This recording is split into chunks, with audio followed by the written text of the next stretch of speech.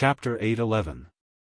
The fire grew fiercer and fiercer, and the entire lost paradise had become a sea of crimson flames. Xian's body had disappeared, and only a few rays of light could be seen floating above the lost paradise. That was the power of her soul. Her soul form was already being reconstructed. Swoosh swoosh swoosh, outside the hall, radiant angels, strength angels, and energy angels spread their wings and landed. They could feel that Claude's aura was becoming chaotic and violent, so they released their divine power and slowly gathered it into Claude's body. Claude immediately calmed down, and his aura became calm. The crystal in his palm slowly trembled, and the edge of the lost paradise was showing signs of cracking. However, he did not stop, continuing the final process of forging his soul. Xian stood behind Claude, not saying a word, her beautiful face full of worry. Outside, the night was deep, and the moon was getting higher and higher. It was almost midnight.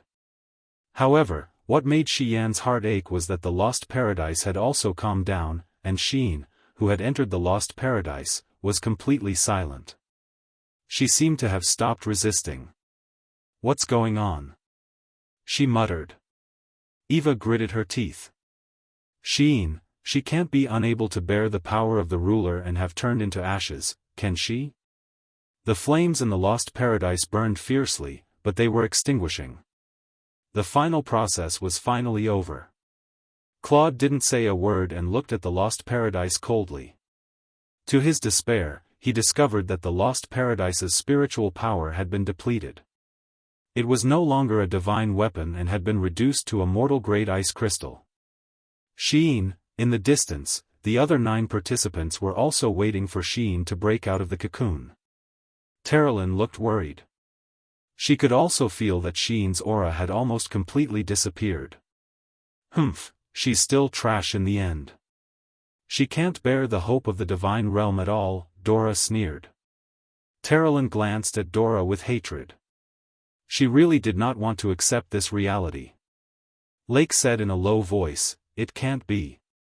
It can't be. How could Xian die just like that? It can't be." At that moment, Claude let out a low growl. With a flip of his hand, he flipped the lost paradise upside down, causing it to fall to the center of the hall like a small mountain. Boom! Flames soared into the sky, filling the entire lost paradise with flames. However, under the control of the sovereign's power, the flames were quickly extinguished. Amidst the thick smoke, it was a mess. The lost paradise was filled with burn marks. Xian, Terralyn was stunned. "She's not dead." Xian's eyes lit up, and she couldn't help but cry out in surprise. The dignified blazing angel was so agitated that Li Fei, Kulun, the other instructors, and the group of radiant angel were somewhat dumbfounded. After all, Xian was a famous ice beauty in the Western divine realm. She didn't show her emotions on her face, but now, it was clear that the layer of frost on her face was gradually fading away. Amidst the ashes of the lost paradise, the young girl sat there like a jade statue hugging her knees. Her face was almost completely buried in her arms, making it impossible for anyone to see her clearly. Xian's clothes had been completely burned away, her fair and flawless body was hidden in the ashes, giving off a sense of beauty as if she had just survived a calamity. Xian was already prepared. She flew over and wrapped a white cloak around Xian's body. She said softly, "Xian, are you all right?" Xian didn't speak, but her body was trembling slightly. She raised her head, and her exquisite face was as beautiful as if it had absorbed the spirit of heaven and earth. However, her eyes were closed, and the long eyelashes at the corner of her eyes were surrounded by a faint golden flame. She was trying hard to open her eyes, and her eyelashes were trembling slightly, as if she was in great pain and difficulty. "Something's wrong," Claude, whose whole body was shrouded in a dark light, narrowed his eyes and said, "Xian, be careful." Xian was startled. At this moment, Xian's eyes finally opened, and a golden flame seemed to devour everything from her eyes. The moment they met her eyes, the radiant angel, the energy angel, and the group of contestants felt as if they had fallen into an ice cave. What kind of eyes were those? People didn't want to see them, and even the gods had to retreat. Under Xian's eyes, people felt that there was nowhere to hide. At the same time, a wave of golden flame quickly swept out with Xian as the center. Boom! Xian cried out in pain, and she used her arms to block her chest.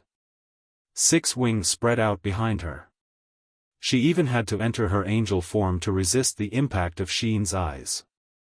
It was a kind of penetrating power that was a mixture of the law of light and the law of fire. It was very shocking. Xian, close your eyes.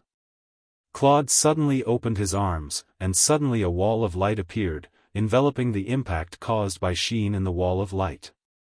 There was an endless peng peng peng sound, and Claude's expression became slightly ugly. She closed her eyes, and the moment she closed her eyes, the soul-stirring force field disappeared. Everyone sighed, feeling as if they had just survived a disaster. How could this be? Xian stood a few meters away from Xian in a daze, almost unable to recognize her. It's the blazing eyes, Eva said calmly. Claude nodded. Yes, the blazing eyes have reappeared in the heavenly realm. What? What's the blazing eyes? The person who asked was Li Fei, the vice dean of the training field. She had 96 grotto heavens, but she didn't even know about the legend of the blazing eyes. Claude waved his hand and said, "Don't ask. No one is allowed to spread the news about the blazing eyes, or they will be punished by the Western Divine Realm." Everyone bowed their heads. "Yes, Master." Xian murmured, "What now?" "According to the original plan, we'll carry out the banishment tomorrow." Claude's voice sounded like it came from an ice cave. He felt a chill in his heart. He had originally planned to use the Lost Paradise to train Xian's soul and refine her over-god personality. However, Claude didn't expect her to be so strong-willed. Not only did she endure the destructive flames of the Lost Paradise, but she also benefited from the disaster and awakened the blazing eyes. The blazing eyes were only a legend in the immortal realm. However, Claude knew that the last person who possessed the blazing eyes became the master of the heavenly realm. What would the Xian in front of him be? Fortunately, Claude was relieved that the soul training was a success. Xian was obedient to him. Even if she had the potential to become the master of the heavenly realm, she was still his dog. Thinking of this, Claude felt a little proud. He said calmly, "Xian, bring Xian to rest. Remember, unless absolutely necessary, do not open the blazing eyes. Do you understand?" With Xian's support, Xian bowed and said, "Yes, Master." "All right, go." Claude looked at the crowd again and said, "All of you are dismissed. All participants will come to the hall tomorrow morning to accept the next mission. Duola, stay here. I have arrangements." "Yes." The crowd left the hall and turned into streaks of light, flying towards the various spirit mountains in the distance. Duola was dressed in tight-fitting clothes. He stood quietly in the hall and said respectfully, "Master, I'm here." Claude looked at Duola and activated his divine strategy ability. He could see through everything about Duola. Duola was different from Xian. What she wanted was very clear: power and status. However, Claude could not see through Xian. There were always some people in the world that divine strategies could not see through. Claude knew what they were. "Duola, do you want to become a four-winged radiant angel, or even a seraph?" Claude asked calmly. "Yes, it's my dream." Duola's gaze became heated. She knew what the master meant by this. However, Claude sneered. "Unfortunately, you're just a level 6 battle angel with black wings. You're just a lowly piece of trash. What right do you have to become a seraph?" Duola was startled. However, what she felt was not humiliation. Instead, she felt a kind of excitement. a kind of excitement that was almost twisted. She straightened her body, revealing her pair of peaks. She said, "Because I can complete the mission the Master gave me. No matter what the Master wants Duola to do, I'll do it even if I have to give up my life." "Good. You're a smart person. Come, these are the artifacts I'm giving you." A faint light condensed in the air in front of Duola to form two treasures. One was a spear that glowed faintly, and the other was a blood-red dagger. Both of these artifacts contained divine power. They were undoubtedly divine weapons from the Western Heavens realm. These are the Dig Spear and the Dagger of Time. Claude's voice seemed to come from purgatory. He said calmly, "The Dig Spear can pierce through all god walls. Even a god emperor of the 99 heavens would have to respect the Dig Spear. The Dagger of Time can reverse time. It's incomparably sharp. These two treasures are the divine artifacts I'm giving you. You need to be careful with them." Duola held the two divine artifacts. Her voice trembled with excitement. She said, "Master, please grant Duola a mission." "Heh, you're indeed very smart." Claude shrugged and said, "I'll send 10 of you to form a small team. Tomorrow, you'll be expelled from the divine realm and become wandering gods of the lower realm. You'll complete the mission I'm giving you. In the process of completing the mission, if Sheen does anything disloyal to the Western divine realm, you're free to judge. But remember, don't let her open her eyes.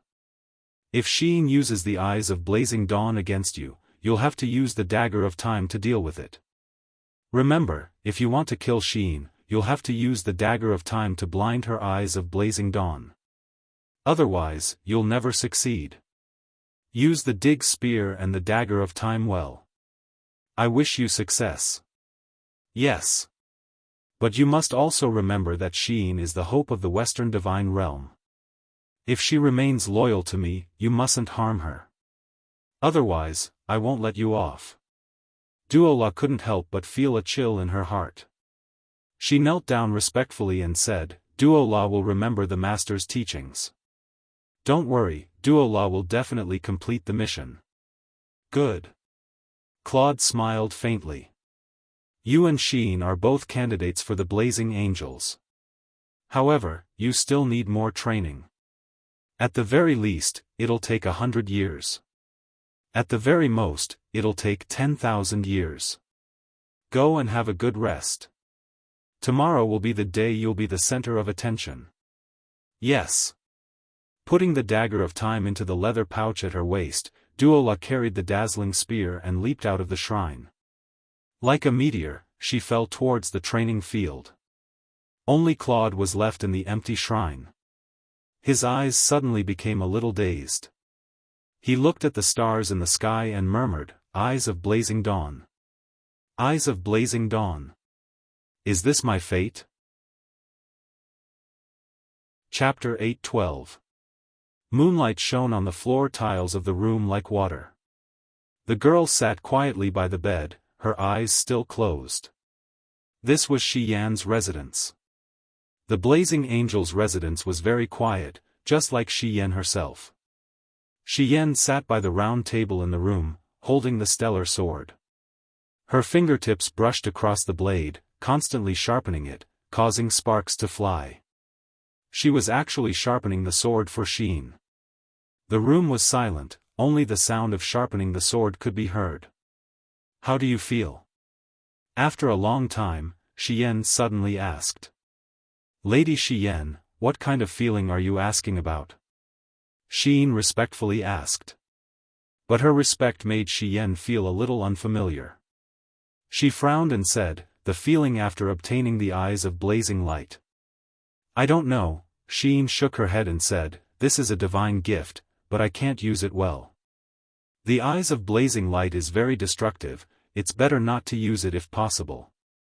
Shi Yan smiled meaningfully and said, "Sheen, do you still remember who you are?" "I remember. I am a level 7 golden winged angel of the Western divine realm, one of the gods under ruler Claude." Her voice was calm, but it was not to be questioned. Shi Yan couldn't help but feel a little pain in her heart. Could it be that the powder of the red spider lily didn't leave behind any memories? That's good, it's good to forget everything. Shi Yan stood up and put down the sword, saying, only by forgetting everything can you let go. Only then will you be able to live freely. Perhaps this is the best result for you. She stood up and was about to leave when her hand was suddenly pulled. It was Sheen. Her speed was unbelievably fast, and she had silently approached Shi Yan. What is it? Shi Yan raised her eyebrows and looked at her. Thank you, Sheen said with her eyes closed, thank you, Sister Hyan, but I can't say too much. Shi Yan was overjoyed, but she suppressed her joy and nodded, yes. Be yourself. I will send you off tomorrow. In the future, I will always bless you, Qin Yin. Qin Yin? Sheen was startled. Why did you call me that? You'll naturally understand in the future. I'm leaving now. Tomorrow morning, someone will come to pick you up and bring you to the shrine. All right. Sheen did not speak again, and neither did Shi Yan. They both knew that it was best for each other to remain silent. As Shi Yan slowly flew towards another shrine in the spirited mountain, Sheen could not see her off and could only sense her direction with her spiritual sense. Fortunately, after the torment in the lost paradise, not only did Sheen obtain the eyes of blazing dawn, but her spiritual sense, hearing, and smell had also greatly improved. At least, it was not something that cultivators of the same level could compare to. Under the moonlight, she quietly walked back to her room and lay on the bed, burying her face in the pillow. She did not dare to open her eyes, afraid that if she opened her eyes, everything she treasured would turn into ashes. The Eyes of Blazing Dawn was a holy artifact formed from flames and light. It could destroy everything and control the universe, but it was also a curse. If she had a choice, she would definitely not want this pair of Eyes of Blazing Dawn. The next morning, the shrine was very lively. Almost all the four-winged angels had arrived, and the two seraphim, Shi Yan and Eva, had also arrived. When Sheen, Terralyn, Dora, and the others arrived, Claude also appeared. Terralyn stood under a huge stone pillar, staring at the spear in Dora's hand. She could not help but exclaim, "That's the spear of Diggs? How is that possible? Isn't the spear of Diggs the weapon of the ruler? How could it be in this woman's hands?" Dora sneered and did not respond. Lake whispered, "Terralyn, don't speak, the ruler is here." In the sky, golden clouds slowly gathered. Claude stepped on the clouds, surrounded by a group of radiant angels. He looked down at the 10 final winners of the God's Chosen trial and said, "You are all the pride of the western heavens, but today you must accept your destiny, exile. From today onwards, you are no longer battle angels, but banished angels." Lake was shocked. Exile? Zhou Shimin also looked shocked. "Lord Ruler, why did you exile us? This is the destiny of your generation of battle angels. Don't ask too much." Claude said indifferently, "From today onwards, the 10 of you only need to listen to Sheen. She is your captain, and Dora is your vice-captain. Although there are only 10 of you, you shoulder the future of the entire western heavens. Follow me, I will take you to the Star Cave, and your exile will begin there. Sheen, Dora, do you understand?" "Yes." The two girls bowed respectfully. Claude, however, spread his arms wide. Suddenly, a powerful wave of telekinesis enveloped them and penetrated Sheen and Dora's mental defenses. Immediately, the two of them felt as if they were under his control. A powerful wave of will was forcibly injected into their minds, as if it was an order that they couldn't defy. Within 3 years. Sheen panted heavily, her face pale. Dora continued her words and said softly, "Help the celestial pole continent, destroy the shattered cauldron realm, and seize the sovereign's godhead. All right, don't speak. The 10 of you, follow me." With his hands behind his back, Claude proudly flew towards a spirit mountain in the distance. The star cave was a pitch-black and deep pit that led directly to a plain outside of the god realm. The divine spirits of the Western God realm who were severely punished would be thrown into the star cave, and the extremely strong power of the universe would send them to another realm, but it would definitely not be the God realm. Once you enter the star cave, you will be involuntarily sent to another plane. Therefore, hold each other's hands until the end, understand? Yes. Terralyn quickly held onto Sheen's hand. Lake originally wanted to hold Sheen's hand, but he did not get a response, so he could only hold on to Terralyn resentfully. As for Dora, she seemed to be on good terms with the others. In the end, it was Zhou Shimin who was the link between the two forces in the team. Claude's gaze turned gentle. He spread his arms and said with a smile, "Go, my children. I hope that you will become true experts and become the pride of the divine realm." The 10 of them leaped up together and floated in the air. Then, they slowly descended into the star cave. Very soon, the tearing force in the star cave became stronger and stronger, to the point that they could no longer stand steadily and fell into the dark space together. Light flashed before their eyes. Hundreds of meters in the star cave was equivalent to passing through countless planes. Sheen had the highest cultivation among them, so she felt the least pulled by the star cave. She held on to Terralyn's hand tightly. Terralyn, on the other hand, was very flustered. She had never experienced such a space before. Sure enough, it was as if she had been banished, becoming an abandoned existence in the divine realm. "Where are we going?" Luo Fei, who was in the crowd with a shield on his back, asked loudly. Luo Fei was a very inconspicuous person. His results had always been outside the top 10, but in the last 2 trials, he had performed outstandingly and entered the top 10 with a light attribute defensive martial art. "I don't know." Dora held her companion's hand in one hand and the dig spear in the other. "The ruler banished us, but he didn't specify where we should go. Perhaps we have to find this place ourselves." Sheen's heart stirred, and she quickly searched through the passing planes. Sure enough, there was a somewhat familiar one. She hurriedly pulled on Terralyn's hand and struggled to get closer. As a result, with Sheen's pull, everyone followed along. The gravitational force grew stronger and stronger, and soon, everyone deviated from the star cave's trajectory and fell straight into another plane. Whoosh whoosh whoosh, starlight flashed before them, making it almost impossible to see anything clearly. Plane cracks continued to appear, and after an unknown amount of time, their eyes suddenly lit up, and they fell uncontrollably into the dark earth. Bang, bang, bang, even if he was a well-known figure in the god realm, he still fell flat on his back from the powerful impact. Sheen maintained a posture of landing on one knee.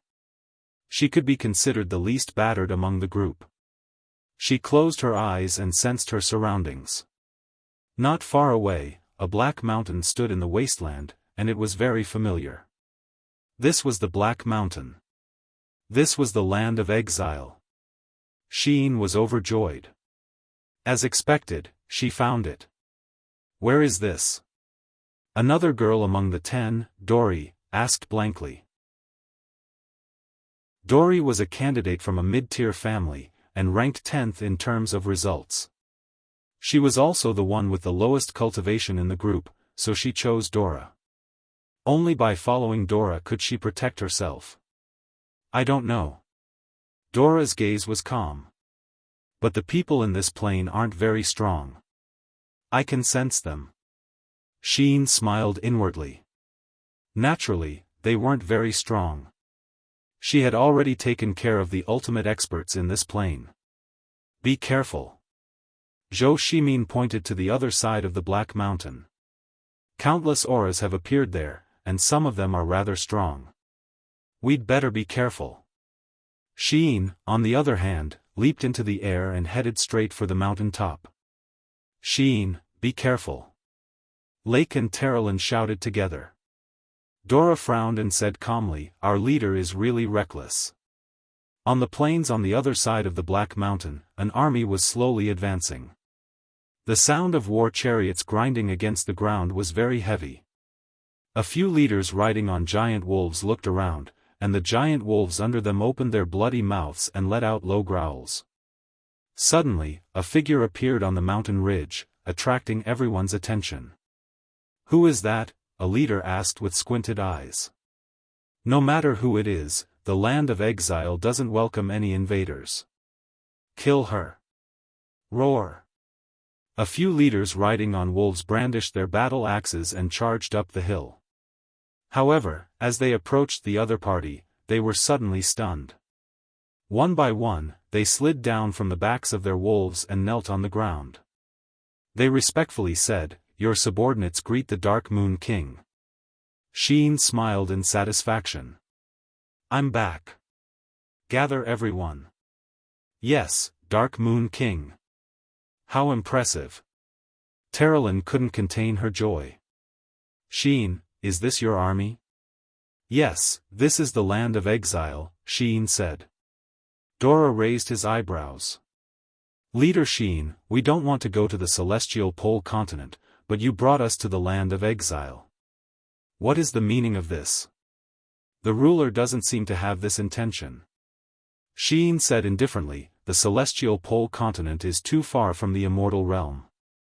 Only experts with the cultivation of God Emperor can travel to the celestial pole continent in one go. With our strength, we will only be harmed if we forcefully break through. Moreover, it is said that the Shattered Cauldron realm has a strong army.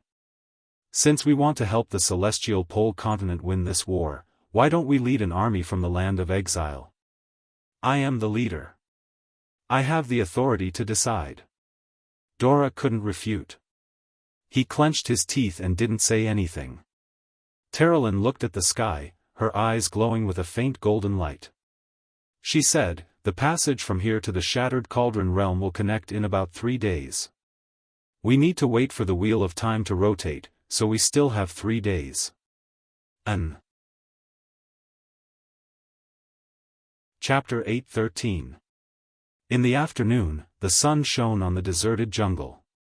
Under the mottled shadows of the trees, the powerhouses of the land of exile were being reviewed by the Dark Moon King. Although they had prepared very seriously, they still looked crooked and uneven. The resources in the land of exile were very scarce to begin with. Not to mention a military uniform, they did not even have a weapon. As for the chariots and other things that fell from the alternate dimension, they were also pieced together and could be said to be vulnerable. Xian wore the white robe of a battle angel and stood in front of the army like a beautiful jade sculpture. Dora sat on a crooked tree and sneered, "This kind of motley crew actually looks real. If the Western Heavens realm wants to rely on this group of trash to win against the spiritual mountain army of the Eastern Heavens realm, it's simply a fool's dream. I say, Xian, do you really plan to bring these people to the celestial pole continent?" Xian didn't reply and just continued to use his spiritual sense to sense and review the army. A commander-class combatant walked forward and respectfully knelt on the ground. "Your Majesty, a few days ago, a battleship crashed into the banished lands from outer space, but their luck was very bad. They crashed into the Black Mountain and were burnt to a crisp. This subordinate has checked, other than the metal plates, the weapons on the battleship have all been destroyed and can no longer be used." Worship, Xian didn't seem to understand. The leader smiled and said, "So the sky warship is an ultimate weapon that can fly in the sky. Except for God, the sky warship is invincible in the universe." "The iron sheets you are talking about?" Xian muttered. "Yes, iron sheets, some useless things," said the leader. "Can these iron sheets travel through dimensions without melting?" asked Xian. "Well." The leader pondered for a moment and said, "I used to be one of the executive officers on a warship. These iron sheets are made of special materials that can withstand the pressure and high temperature of hyperspace teleportation, so they must be able to withstand the baptism of the sand of time when crossing dimensions. To be honest, if it weren't for the protection of these iron sheets, I would have been burnt to a crisp after I strayed into the wormhole back then, and I would never have had the chance to serve the Queen." "All right. Xian said, collect these iron sheets and forge them into large iron boxes, big enough to hold people. What does the queen mean? Xian smiled and explained, I want to take you guys to the celestial pole continent, so I need to make sure that you won't be corroded by the sands of time. Pass down my order to use iron sheets to build metal boxes. My army will be able to travel between planes in these boxes. Each box will contain 100 people, and they will be connected in pairs. We'll set off in 3 days. Those who are unwilling to go will have to remain in the banished land. The leader was stunned. The celestial pole continent? Yes. Does your majesty understand the celestial pole continent? I don't know, but it said that the celestial pole continent is rich in resources, with countless food and beauties. Wow, go go go. We'll follow the queen. We'll have no regrets even if we die. Humph, you're really good. Hurry up and forge the boxes. Yes, we'll do our best. Under a tent made of tattered canvas, Dora, Luofei, Dory, and the others surrounded a bonfire, bored to death as they watched the food gradually cook over the bonfire. Fortunately, they had brought spare food in their spatial bags. Otherwise, they would have starved to death in a place like the banished land. After all, Dora, Luofei, and the others weren't willing to eat the food in the banished land. Xian is gathering his army. Dora looked at the bonfire with a deep gaze and said, Don't you guys have any ideas? Dory's thoughts were simple. She said, having enough troops is a guarantee of winning a war. Isn't what Xian is doing wrong? Besides, completing the mission and returning to the heavenly realm will be the credit of all of us. Humph, you're really simple-minded. Dora glanced at her and said, Once Xian holds power, can you guarantee that Xian won't try to kill us? After all, if someone dies in the celestial pole continent, even the Lord Ruler might not be able to detect it. Dory was stunned. Another young man who was cutting meat with a dagger raised his head and said with a smile, Let's not talk about these mobs from the banished lands. In fact, as long as Brother Luofei says the word, we can have as many troops as we want. Da Vinci, what do you mean by that? Dora squinted his eyes and smiled. Very simple. Luofei is the young master of the Nia family, and the head of the Nia family is a friend of the celestial pole continent's Tianji Empire's emperor, Baiming Yuan. In other words, if Baiming Yuan sees young master Luofei, he'll probably have to call you his nephew. Is that so? Dora smiled sweetly and looked at Luofei. Young master Luofei, is that so?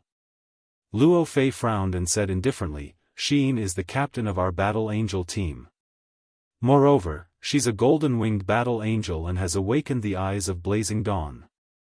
In terms of status, she has long surpassed any of us. I feel that, it's better not to secretly compete with Xian, lest we end up in a bad situation. What do you mean by that? Could it be that young master Luofei is afraid of Xian? Dora smiled meaningfully. Don't forget, you're the young master of the Nia family. You have millions of troops behind you. Why would you be afraid of a mere Xian? Luofei gritted his teeth. Xian is also the sister of the blazing angel Xian. Just based on this, who would dare to offend her? Dora opened her mouth. She was actually speechless. The dancing flames set off her beautiful face, and her mature body under the battle angel uniform was especially alluring. Dora, don't think too much. Give up. Luofei's gaze swept across Dora's chest as he said indifferently. Humph, Dora smiled. Late at night, the cold wind howled. The night environment in the land of exile was extremely harsh. Wild winds swept up flying rocks and smashed everything around them, so much so that the battle angel team had to activate a divine power barrier to defend against this kind of environment. Luofei wrapped himself in a blanket and placed his shield beside him. His ears were filled with the howling of the sand, but he couldn't sleep. He lay behind a rock to hide from the wind, but the sound only grew louder. After tossing and turning for a long time, a faint aura suddenly appeared behind Luo Fei. His whole body trembled. There seemed to be 2 lumps of softness pressed against his back. He didn't need to think to know what it was. His father had been very strict since he was a child, forbidding Luo Fei from getting close to women and being distracted. However, Luo Fei was already in his 20s, the age where he was full of vigor. He naturally knew what was behind him. It was a beautiful woman, and she was almost naked. It was Dora. She was the only one in the entire Battle Angel team who was so bold and unrestrained. Luo Fei trembled all over and could hardly speak. Fortunately, Dora didn't speak either. She just rubbed her full chest, and at the same time, one of her arms groped Luo Fei's chest. His ears were full of warm breaths. To have such a beauty as his companion in this barren land, Luo Fei couldn't help but be confused. He maintained the last of his calmness and looked into the distance. Terralyn, Lake, and the others were all wrapped in blankets and asleep. Sheen was sitting there leaning against the stone wall with her eyes closed. It was unknown if she was already asleep. Dora leaned close to his ear and asked softly, "Are you coming?" Luo Fei's heart was in a mess. He stretched out his fragrant tongue, and suddenly a warm feeling came, making Luo Fei feel as if he had fallen into an abyss full of flames, sinking deeper and deeper, unable to extricate himself. Under the flickering flames, the 2 bodies rolled together, releasing the passion and desire belonging to God. At this time, in the 8 wastelands, a lonely city stood in the wind and snow. Zhongnan City, which originally belonged to the demon race, had become one of the territories of the empire. Looking from afar, the Zhongnan City in the wind and snow was shining with a ray of light. It was the light of the soldiers who were responsible for guarding the city wall holding torches. Since receiving the news of Long Ji Corps' attack, the entire Zhongnan City had entered a state of high alert. In the city, candlelight swayed in the marshal's residence. The huge map was filled with small words. The 8 wasteland plain was vast, it was as big as half of the Zhongnan province. There were dozens of cities belonging to the Zhongnan family scattered here and there, and the Zhongnan city was only the largest city among them. Lin Muyu pressed her hand on the ground and slowly walked to the table. Tang Xiaoxi held up a candle to illuminate for him. At the side, Wei Chou, Bai Yin and the others had an anxious look on their faces. Finally, after a few minutes, Wei Chou could not bear it any more and asked, "Since we have already received the news of Qianfeng's troops, we should take advantage of the situation and attack." "Your Highness, what are you waiting for? If we waste any more time, I am afraid that Qianfeng and his remaining Zhongnan iron cavalry will be completely annihilated." "I know, don't be anxious." Lin Muyu looked at the marked position of Long Ji Corps on the map and said, "Wei Chou, look at the terrain here. It is true that Qianfeng's army is trapped in the Wild Donkey Valley, but outside the Wild Donkey Valley is an even bigger valley, and it is a horseshoe-shaped valley. With the military strength of Long Ji Corps, I am afraid it will be easy for them to destroy Qianfeng's army, but they did not. Why is that? Could it be a trap set for us?" Wei Chou had been in the army for a long time, and naturally saw through it. "That's right." Lin Muyu pressed her palm on the table and said, "Fang Lan is waiting for us to rescue them. The road from Zhongnan City to the Wild Donkey Valley is very rugged, we cannot use too much military strength, at most a few tens of thousands of people, but just a few tens of thousands of people is definitely not a match for Long Ji Corps. They have the help of the Dragon Cavalry Regiment, it is not that simple." "Then what do we do now, to save or not to save Qianfeng's troops?" "Save, but we need to bluff." "What do you mean?" "How about this?" Lin Muyu took a deep breath and said, "You lead 20,000 Longdan Army Camp elite cavalry out of Zhongnan City, and bluff 50 miles away from the Wild Donkey Valley. Remember not to go more than 10 miles away from Zhongnan City, or else it will be easy to lose the cover of the magic crystal cannons and be chased by the dragon cavalry in the sky. I will lead 500 people, all dressed in white robes, and cross the mountains from the southwest snow region into the icebound polar lands, bring enough ropes, and rescue Qianfeng's army from the back of the mountain. Xiao Shi will stay in Zhongnan City and be ready to receive us at any time. This plan must be careful, one mistake will lead to eternal damnation. Yes, your subordinate obeys. Chapter 8:14. Swoosh, swoosh, swoosh, the crossbows tore through the gale and shot into the bodies of the soldiers and the warhorses. Blood splattered on the white snow like red plum blossoms. It was unknown how many times they had tried to break out of the encirclement, but it was all in vain. The entrance of the Wild Donkey Valley was already piled up with a thick layer of corpses. The devils didn't even dare to drag the corpses of their companions back, as they would only become the targets of their opponents. Countless cavalrymen threw away their helmets and armor and retreated. Their faces were pale and they couldn't get out. Crack! Qianfeng stabbed his sword into the snow in a daze. His body was extremely weak. The armor from his right shoulder to his heart was split open by the blade of the sword, leaving a long bloody wound. It was obvious that it was forcefully slashed by someone. The person who could cause such serious injuries to Qianfeng, who had stepped into the godly state, must also be a godly state expert. Moreover, Qianfeng's robe had been burnt to only a few dozen centimeters. That was the masterpiece of the dragon's breath. Marshal, we're trapped. The deputy general dismounted his horse and said, "No matter how hard our cavalrymen charge, we can't get out. They have placed many archers at the entrance of the valley. Even if we rush out of this Wild Donkey Valley, I'm afraid that their dragon riders will be waiting for us outside. The arrows of the Zhongnan Iron Cavalry have been used up. We can't resist the dragon riders at all. We will only become a delicious meal for the dragon if we go."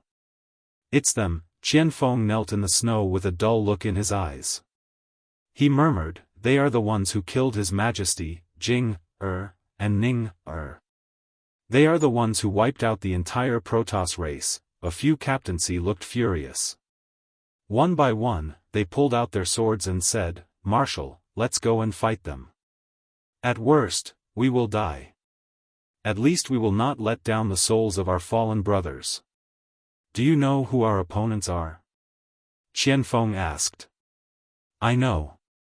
The deputy general's voice trembled slightly as he said, "They are from the celestial pole continent on the other side of the East Sea. They are the Tianji Empire's Dragon Cavalry Regiment and Longji Corps. Judging from their path and direction, they must have passed through the entire icebound pole to arrive here. Marshal, let's fight it out with them. This group of bloodthirsty beasts is even more ruthless and tyrannical than the Qin Empire's army. Let's fight it out and avenge His Majesty and the two princes." "No," Qianfeng waved his hand. His lips were a little dry as he said, "How many men do we have left? How many warhorses do we have? There are still about 8,000 warriors from the southern plains. Many of their warhorses have been damaged. Once they see the dragon knights, the warhorses will be intimidated. Some of the warhorses will even stop moving. Many of them have been lost. Now, there are only about 3,000 of them." "Only 3,000? Qianfeng was at a loss. "These 8,000 warriors are the last hope of our celestial race. If we really go all out, the celestial race will disappear from this continent." The deputy general was taken aback. "Yes, Marshal. Then, what are your plans? Has the winged army brought any news?" "Yes, the winged army we sent out was chased by the dragon knights in the sky and suffered heavy losses. However, many winged army members still managed to escape. Someone brought back news. A day ago, a team of 10,000 cavalrymen from the Longdan army camp entered Zhongnan City. However, they were too far away, so we couldn't see if Lin Muyu and Wei Chou had come in person." "Only 10,000? Qianfeng leaned against the short pine tree behind him and exhaled a breath of hot air. He said, "Lin Muyu has come. Otherwise, with Wei Chou's nature, he wouldn't have only sent 10,000 soldiers. Moreover, he wouldn't have come so quickly. As he said this, Qian Feng's eyes actually became a little livelier. The deputy general was stunned. So what if Lin Muyu has come? He is still our mortal enemy. Does the marshal expect Lin Muyu to lend a helping hand and save the last army of our celestial race? No. I won't place my hopes on him. Qian Feng grabbed the blade and his eyes suddenly became determined. He said, gather all the remaining winged army warriors and magic crystal detonators. Once the Long Ji army enters the Wild Donkey Valley, immediately launch a self-detonation attack from both sides. Even if we die, we must let the beasts of the Tianji Empire know that the celestial race won't yield. Yes. At dusk, the flags of the Long Ji army and the Tianji Empire fluttered in the wind outside the Wild Donkey Valley. The Dragon Knights were flying in the air, controlling all the air dominance and also making the demon race unable to move a step. On a slope, the snow was covered with dense horse hoof prints. More than a dozen people dressed in the armor of senior officers were standing on horses on the slope. Among them, a general with a slender chin and a long beard was wearing 5 gold stars on his chest. In the Tianji Empire, 5 gold stars represented supreme power. Apart from the emperor and the marshal, only commander-level officers and nobles could wear 5 gold stars. Needless to say, this person was the commander of the Long Ji Corps, Fang Lan. Behind Fang Lan, 3 deputy commanders wearing 4 gold stars looked coldly at the Wild Donkey Valley in the distance. In the air, a mighty and steady dragon knight was sitting on the back of a dragon. It was none other than the dragon knight Su Chuan. No one knew that Su Chuan had actually come to the Shattered Cauldron world. They are already cornered beasts. Fang Lan held the iron spear and said with a smile, the legendary demon race that almost destroyed the Qin Empire seems to be nothing more than this. Humph. Lord Su Chuan, when do you think is the best time for us to attack? Su Chuan stroked his beard and said, Commander Fang Lan is the commander of this army. Everything is up to you. All right. Fang Lan's eyes were filled with a fierce light as he said, attack immediately when it gets dark. Send out 5,000 troops on the ground. The Dragon Knights will cover in the air and guard against their surprise attacks from the sky. Yes. At this moment, a rider flew over to report. The warhorse was so fast that the horse's hooves slid a few meters on the snowy ground before it came to a dangerous stop. The scout got off the horse and knelt on one knee. Lord Commander, Zhongnan City has already sent out their troops. The Longdan army camp has sent out about 20,000 people, and they are all cavalry. They set off 4 hours ago, and they are probably less than 2 hours away from here. Longdan army camp? Fang Lan couldn't help but laugh. I didn't expect our luck to be so good. We are actually going to clash with the #1 army of the Shattered Cauldron world so soon. 2 hours is enough. After we eliminate the demon race, we will immediately turn around and welcome the Longdan army camp. Oh right, have you found out who is leading them? Their flag only has the word Wei and no Lin. It should be Duke Wei Cho who is leading them personally. Wei Cho? Fang Lan laughed heartily. Even a clown like Wei Cho is praised as a famous general in the Shattered Cauldron world. Good, good. This time, I will let them see the fall of a famous general. Sound the drums immediately. It's getting dark. Launch the attack on the Wild Donkey Valley. Yes. The war drums thundered, and the war was about to begin. When the densely packed beast cavalry of the Long Ji army stepped on the corpses of the demon race and entered the Wild Donkey Valley, it also meant that the war was about to end. Roar roar, the mounts of the tiger leopard cavalry let out sky-piercing roars. The ferocious tigers seemed to be very hungry. One of the mounts opened its mouth and bit off the head of a Zhongnan iron cavalryman's corpse. Then, it took a big bite. The white juice mixed with the blood, and the crunching sounds made people's hearts tremble. Since that's the case, then let's attack after we're full. A tiger-leopard cavalry leader laughed heartily. The rest of the tiger-leopard cavalry followed suit. The ferocious tigers began to devour the corpses of the Zhongnan iron cavalrymen on the spot. The speed at which they ate was very fast. 3 to 5 tiger-leopard cavalry surrounded a corpse, and in just 3 to 5 minutes, there were only white bones left. It was a ghastly sight. In less than 10 minutes, hundreds of corpses had been devoured at the entrance of the valley. It was incomparably cruel. All right, attack.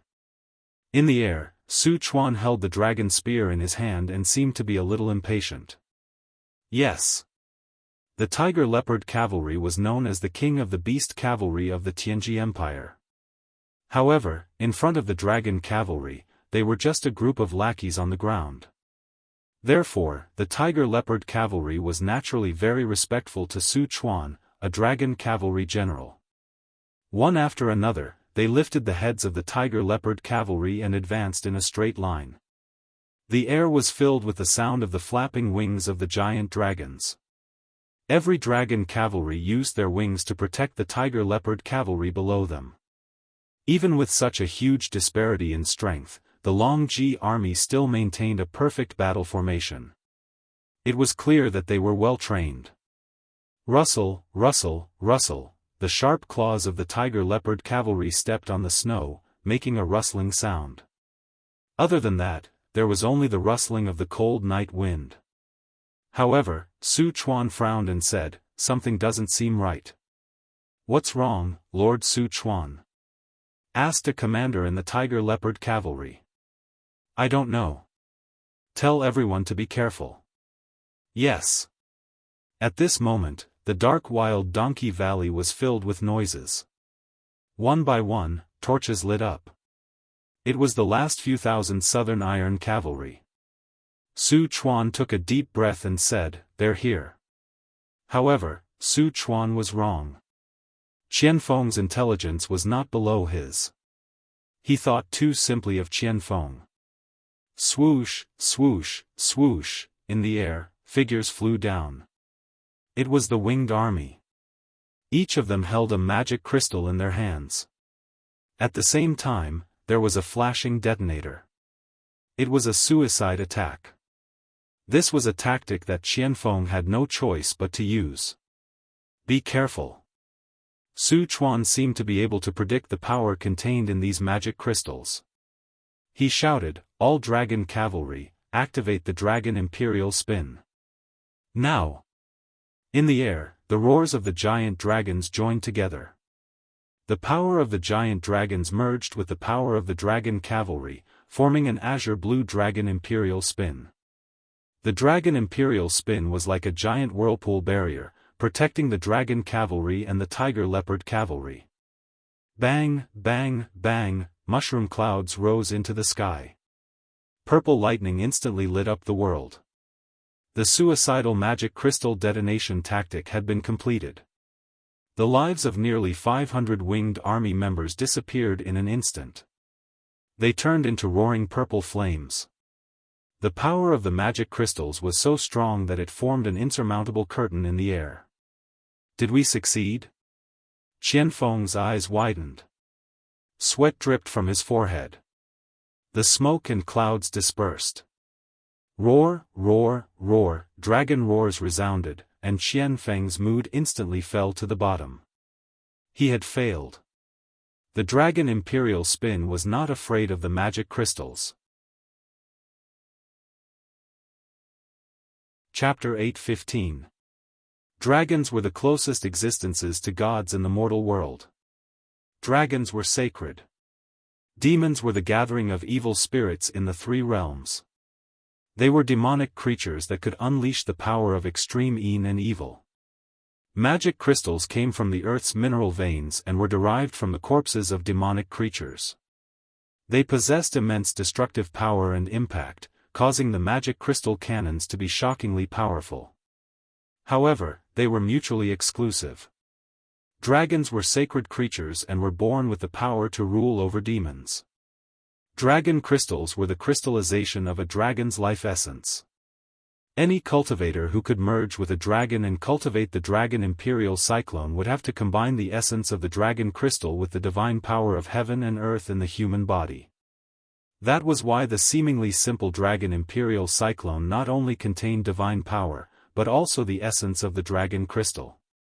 The magic crystal cannons could destroy anything, but they were extremely fearful of the dragon crystal and could not touch it at all. When the smoke in the sky dissipated, the dragon riders were still soaring in the sky. The dragon's eyes were burning with hatred. Su Chuan raised his dragon spear and laughed. 2 months ago, we knew that the dragon imperial cyclone was a natural counter to the magic crystal cannons. Why? Qianfeng, do you think you can defeat us with mere magic crystals? Warriors of the Long Ji army, kill! The roars of the tiger leopard riders mixed with the roars of the dragon and shot into the sky. The sound of hooves thundered. The last 3,000 Zhongnan iron cavalry raised their weapons and charged at their opponents. This was their final choice. They would rather die than be humiliated. Qianfeng looked at the dissipating smoke from the magic crystal cannons and took a few steps back in despair. He knelt on the ground. The death of 500 winged warriors was only exchanged for the ridicule of the enemy. For the first time in his life, Qianfeng could no longer see hope. Watching as the Central South Iron Cavalry charged into the opponent's Tiger Leopard Cavalry phalanx and then turned into a pile of charcoal in the dragon flames, Qianfeng felt as if his heart was pierced by thousands of arrows. The demon race was really finished. Right at this moment, a shwa shwa shwa sound came from the precipice behind him. Thick ropes that were over 100 meters long were hanging down from the precipice. Immediately after, a voice sounded in his ear, "Marshal Qianfeng, what are you waiting for? Take your men and abandon the warhorses. Take advantage of the night and secretly move away. You definitely don't want to see the demon race being exterminated, right?" It was Lin Muyu's voice. Qianfeng's throat was a little dry. He wanted to shout but he couldn't. He never thought that Lin Muyu would really come. The enemy was so powerful that they came to the Shattered Cauldron realm with a crushing force. If Lin Muyu made a move, it would mean that the Qin Empire declared war on the Celestial Pole continent. This required a lot of confidence and courage. Qianfeng knew that he did not have this kind of courage. If it was not a last resort, he would never be willing to be the enemy of such a powerful opponent like the Tianji Empire. However, taking a step forward was an abyss, and taking a step back was also an abyss. Qianfeng had no choice but to do so. At the front, the 3,000 Zhongnan Iron Cavalry were desperately resisting the attack of the Tiger Leopard Riders and the Tianji Dragon Riders. Behind them were a group of high-level demon infantrymen who had taken off their armors and were holding steel swords, ready to fight in close combat. Qianfeng had no choice but to do so. Quick! He jumped up and pointed at the ropes hanging down from the precipice. He said, "Everyone, climb up the ropes immediately and leave the Wild Donkey Valley." The deputy general was shocked. "But our cavalry is still in front. They are warriors who are loyal to the country. Don't say anything more. Retreat immediately." "Yes." The Zhongnan Iron Cavalry, who were ready to die heroically, grabbed the ropes one after another. Their climbing skills were good. They grabbed the ropes and rushed to the top of the precipice as if they were walking on flat ground. Qianfeng quickly rose up with his sword in hand. Looking from afar, there was almost no one on the precipice. However, if he looked closely, he would find that the people brought by Lin Muyu were all wearing white robes, which blended in with the color of the snow. It was very difficult to notice them. No wonder they could break through the blockade of the Tianji Empire's army and come here. Lin Muyu held her sword in her hand as she stood on the peak of the mountain. She exuded an honest and calm aura. Perhaps, only a famous general who had been through hundreds of battles would have such an aura. Qianfeng could not help but be moved. He said in a low voice, "Your Highness, Emperor Qin, Marshal Qianfeng, long time no see. Thank you, Your Highness, for coming to save us. Stop talking. Hurry up and retreat. How many people do you have? Only 5,000. So few. Lin Muyu was stunned. Qianfeng could not help but feel sad. He said, "This is the last 5,000 people of the Shen clan. Your Highness, why did you come to save us?" The cold wind blew and made Lin Muyu's cloak flutter. He was silent for a few seconds and said, "If I didn't come to save you, it would be our turn after the Tianji Empire eliminated the entire devil clan." Qianfeng's heart trembled. Lin Muyu's short sentence was simple, but it was better than thousands of words. What could be more practical than this sentence? In the face of a common enemy, enemies would often become friends. This was an unchanging truth. Qianfeng had always admired Lin Muyu's character and strategy. In fact, he hoped to have such a friend deep in his heart. However, Qianfeng never thought that the price of becoming friends with Lin Muyu was the destruction of the entire devil clan. Looking down at the whole wild Donkey Valley, flames rose to the sky. This was not a fight, but a massacre. The 3,000 Zhongnan Iron Cavalry were no match for the 5,000 Tiger Leopard Cavalry at all. Moreover, they had the help of the invincible Dragon Cavalry. Qianfeng could not help but feel a chill in his heart. Lin Muyu stepped forward and patted his arm gently. She said, "Only by surviving can you have the possibility to wash away your shame. Take your 5,000 people and follow me. Except for the Qin Empire, you have no other way out. What does your Highness plan to do with us?" Qianfeng's eyes flickered. He said, "I am a member of the Shen clan. Even if your Highness saved me, Qianfeng would never be willing to be a slave." "I know." Lin Muyu sighed deeply.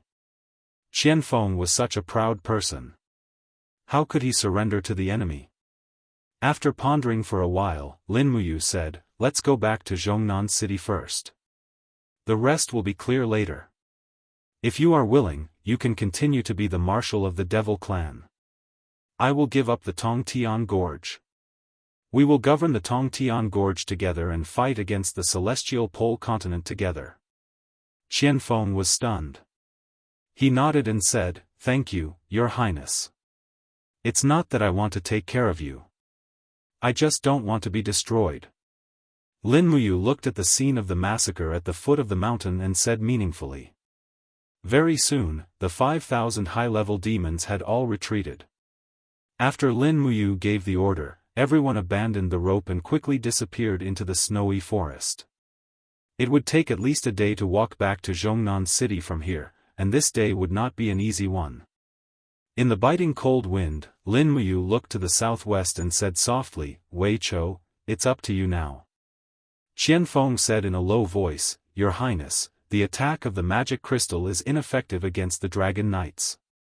They have a strange power field that can form a boundary that can perfectly defend against the invasion of the magic crystal." "I saw it." Lin Muyu nodded, but her heart was full of despair and helplessness. The suicide attack of the Wingmen Legion of the Devil Clan was completely ineffective, which also meant that the magic crystal cannons of the Empire would be helpless against the Dragon Knights. The biggest trump card was useless. What would the Qin Empire rely on to defeat the powerful enemy? After pondering for a while, Lin Muyu's consciousness had penetrated dozens of miles and directly found the aura of Wei Chou. Suddenly, a golden light fell on the snowy ground. This was the oracle of the same plane. Wei Chou immediately knelt and said, "I pay my respects to your Highness." "Wei Chou, there is one thing I must tell you. The attack of the magic crystal is ineffective against the Dragon Knights.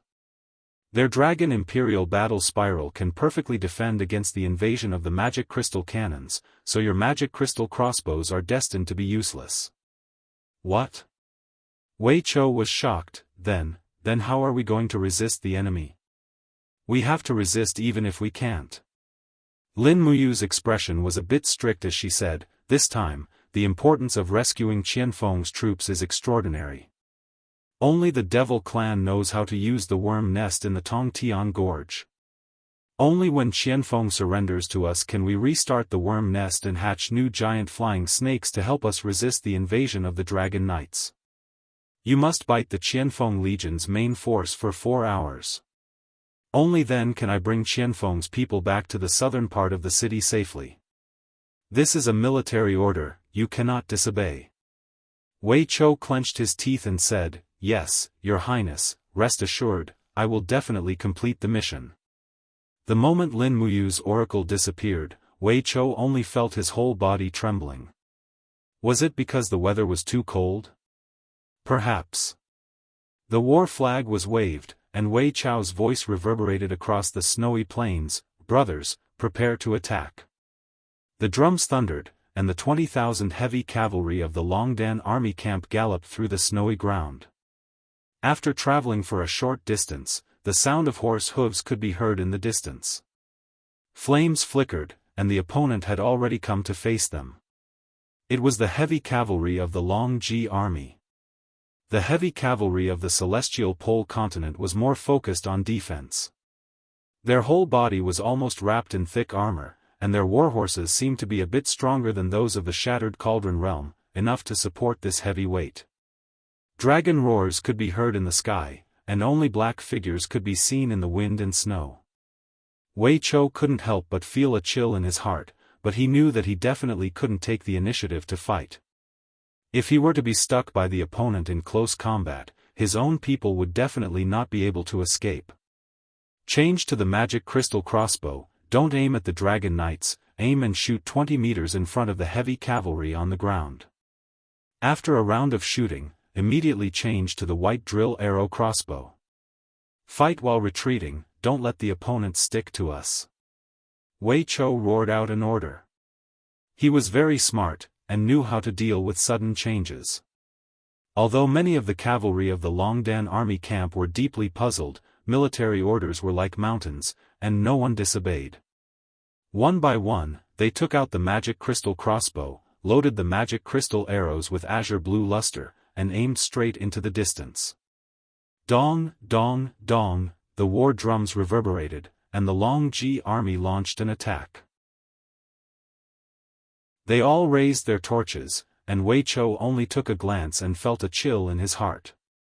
The Longji army had at least 30,000 heavy cavalry here, and in addition to the dozens of dragon knights in the sky, their strength was already terrifying to the point that it was enough to completely annihilate the army behind him.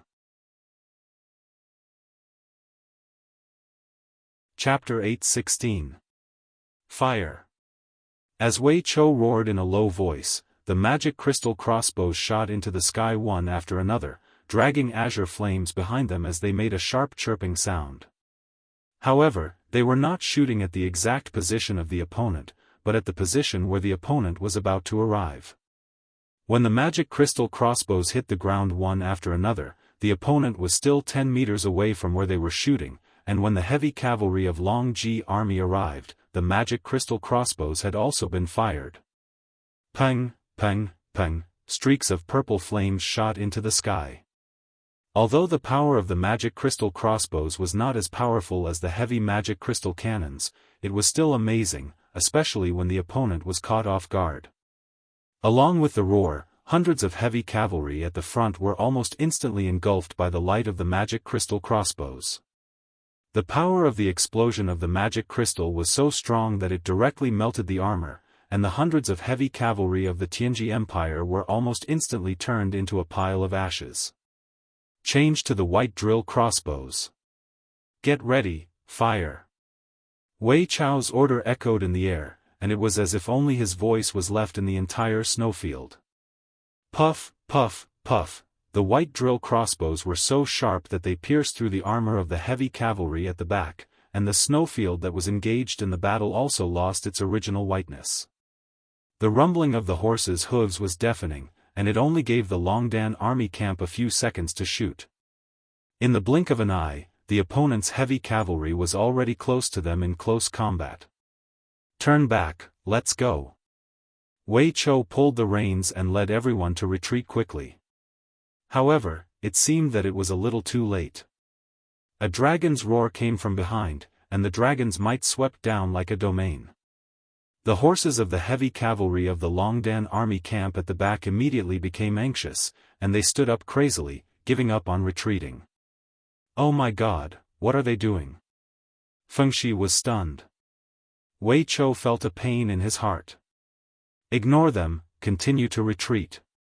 Behind them, flames soared into the sky.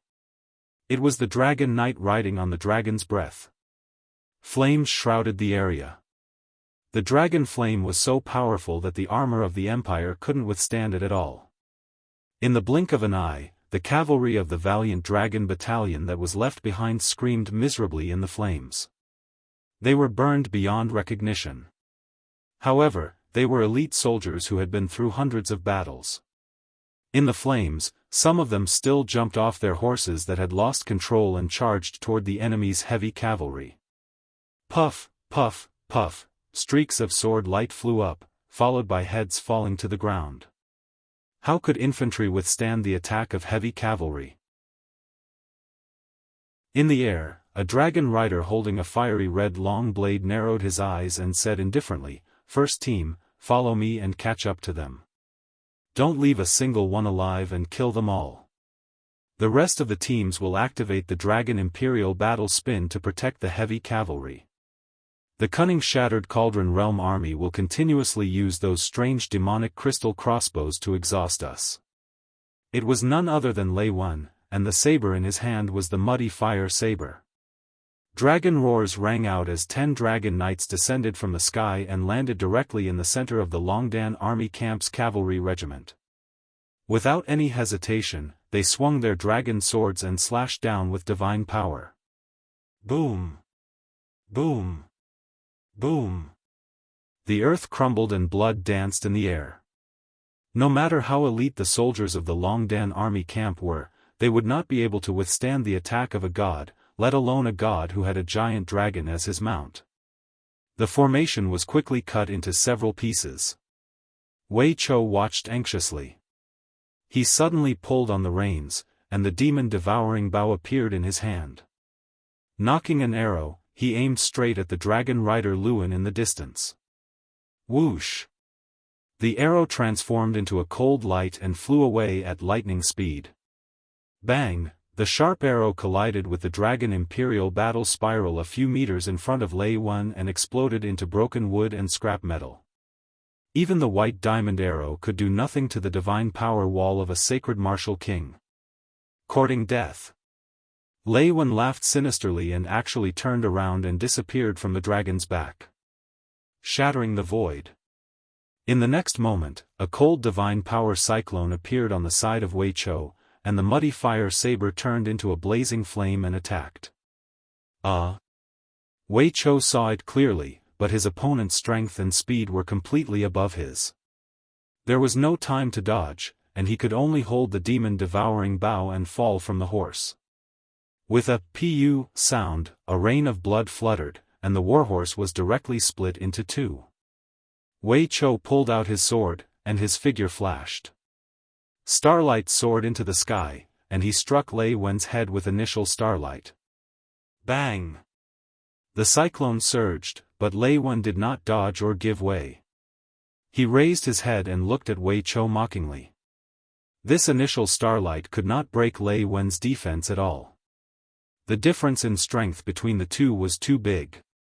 Die! Lei Wen brazenly stabbed out with his saber, and with a "pu" sound, it pierced through Wei Chou's shoulder, and the blade came out from his back, dripping with blood. Pa! Wei Chou endured the great pain, and his left hand firmly grasped the hilt of his saber. His battle boots kicked out, and he went straight for his opponent's abdomen. After a loud sound, Wei Chou's kick did not break through his opponent's astral wall, but he used the rebound force to pull his body away from the saber. Otherwise, if Lei Wen's saber had slashed downwards, Wei Chou's heart would probably have been split in two. Protect Duke Wei. In the surroundings, a group of soldiers from the brave dragon battalion surrounded him. Their swords and spears were suffused with innate qi and dou qi as they attacked the powerful dragon rider general, Lei Wen. Wei Chou, with the help of his subordinates, rode on another warhorse and quickly left the battlefield. Behind him, flames rose into the sky. "Evaporate, you trash!" Lei Wen raised his saber and roared. His divine power exploded, and flames rose into the sky, forming a shockwave no weaker than a magic crystal cannon. In an instant, dozens of meters of Longdan army camp soldiers turned into ashes, and they died horribly. The sound of horse hooves was intense, and blood kept flowing out from Wei Chou's shoulder. When he heard the screams behind him, his expression changed drastically, and his nose turned sour. Tears flowed down his face. He actually cried. Many of the people who died behind him were people who had followed him for many years, and they were the brave warriors of the empire who had experienced hundreds of battles. But under the blade of a godlike opponent, they could only be slaughtered. In the curtain of snow, another group of Longdan army camp soldiers quickly gathered. It was Fengshi and 10,000 men. "Duke Wei, are you all right?" Fengshi could see that Wei Chou was injured. The back of his white cloak was already covered in blood, and there was a glaring hole. "I'm fine." Wei Chou clenched his teeth and said, "Command the army to continue to maintain a distance from the enemy, and delay them. We cannot let them march straight to South Central City. Yu Shu, inform Princess Shi to strengthen the security of South Central City. Our opponents will come at any time." Yes. This was destined to not be a peaceful night. Flames rose and fell in the snowfield, and the two armies were using blood to write a game of war. But even if Wei Chou commanded properly, the absolute strength of Long Ji's army made him unable to do anything. Furthermore, Lei Wen and the other dragon knights chased after them like a shadow, causing centurions and kiliarchs to die heroically for the country. This war was far more difficult than they had imagined. The two armies dragged out a long battle mark on the snowfield, and every 3 to 5 miles, there would be a pile of burning remains. Longdan army camp did not completely retreat, but moved and stopped occasionally, using projectiles and magic crystal crossbows to kill the opponent. Wei Chou was a famous general, and he knew how to use the formation to tear apart the opponent's perfect defense. Even when he was injured, he still held a magic crystal crossbow, and shot a fatal blow at the area where the opponent's dragon knights did not have the time to protect, causing the opponent's heavy cavalry to suffer heavy losses. Under such a mobile battle, Long Ji's army could no longer maintain a perfect formation, and every time they revealed a flaw, they would be dealt a heavy blow by Longdan army camp. But moving and stopping like this, Longdan army camp suffered even more heavy losses. Until daybreak, the front army had already left the snowfield, but the pursuers behind them still did not stop. The dragon knights circling above their heads were like maggots in the tarsal bone, making people uncomfortable. Don't tell me they never know fatigue? Fengshi raised his head and looked at the sky. God knows when the dragon knights would descend and launch another fierce attack. Wei Chou's face was pale, and he did not have time to bandage his wounds during the rapid march. The excessive blood loss almost made him on the verge of collapse, but what made Wei Chou even more unable to bear was the loss of the Longdan army camp. This time, they brought 20,000 elite soldiers, but there were not many who were still with them, and most of them had been left in the snowfield forever. In the surroundings, almost everyone's body was covered in blood. Every collision was a fight to the death.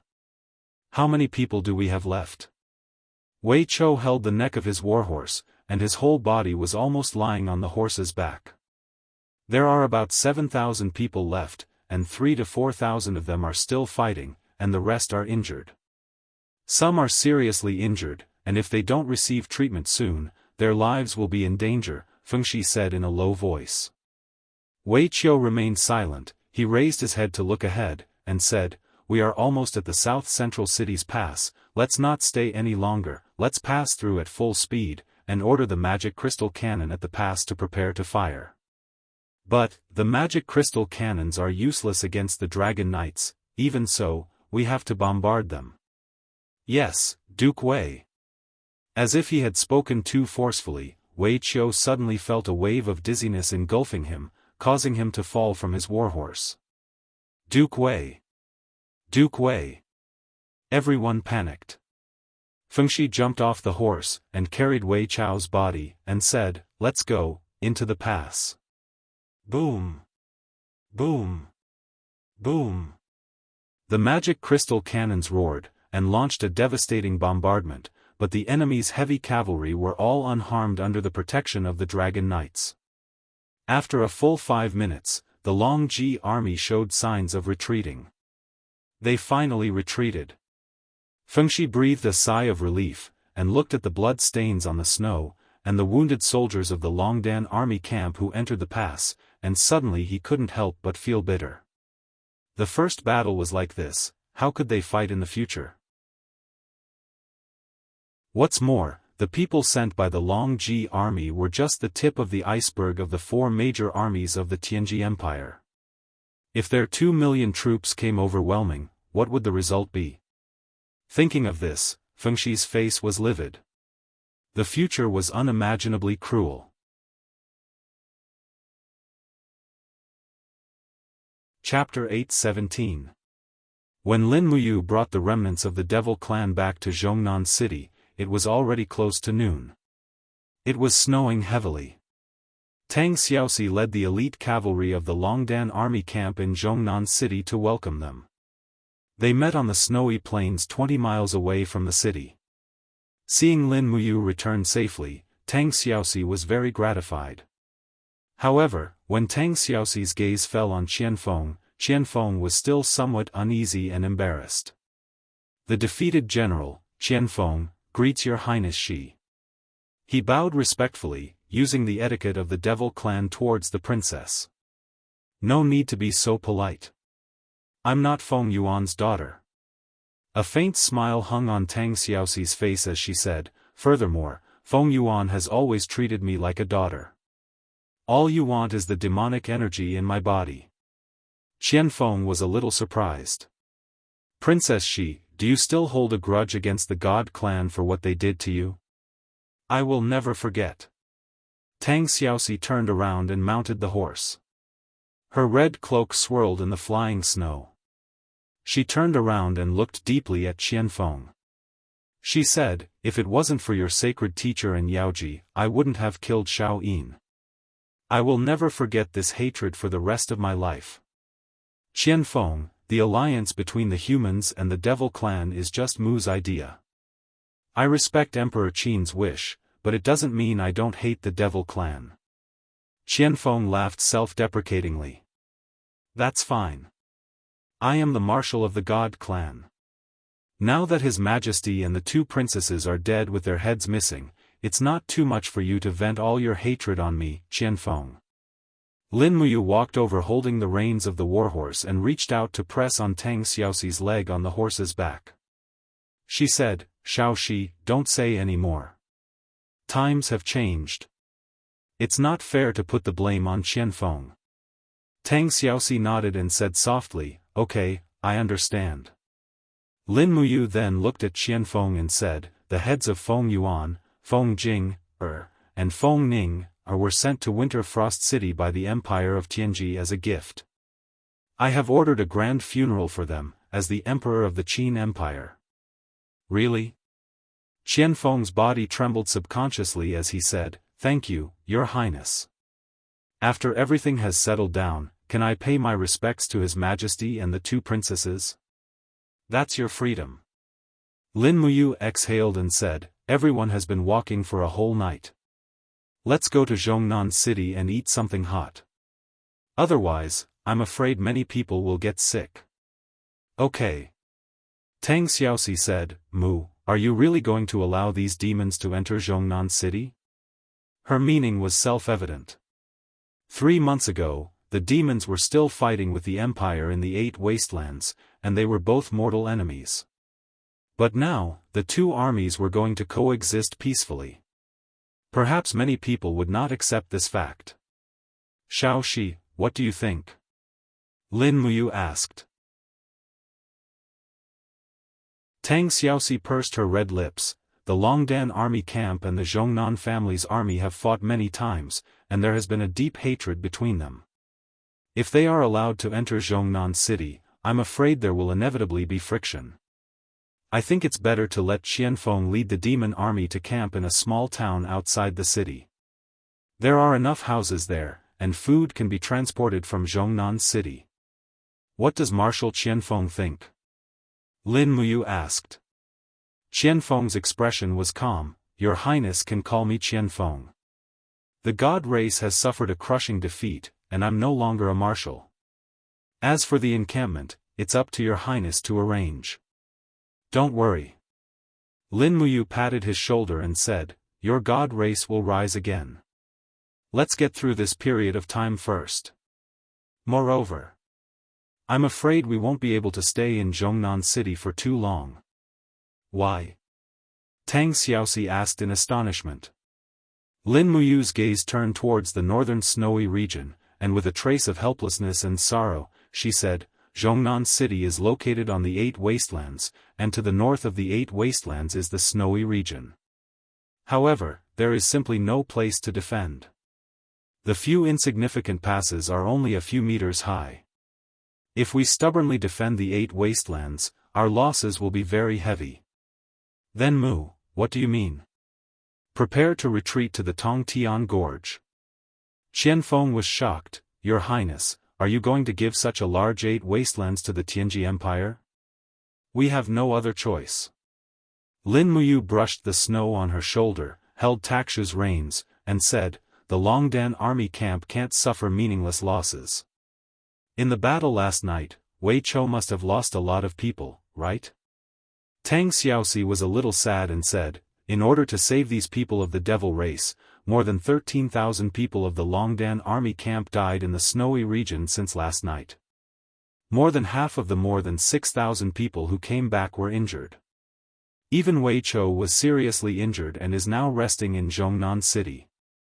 Only one night, and our casualty barracks and medicine are already not enough.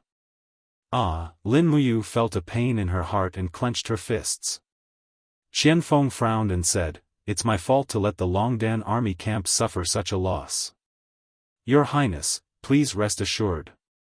The Tianji Empire killed my whole family, but as long as I, Qianfeng, am still alive, I will definitely fight with the Tianji Empire to the end. Well, save your strength first. Let's go. Lin Muyu turned over and mounted the horse, and said, someone, send more scouts to find out the situation of the Longji army camp. In addition, send more scouts to investigate the coastal area.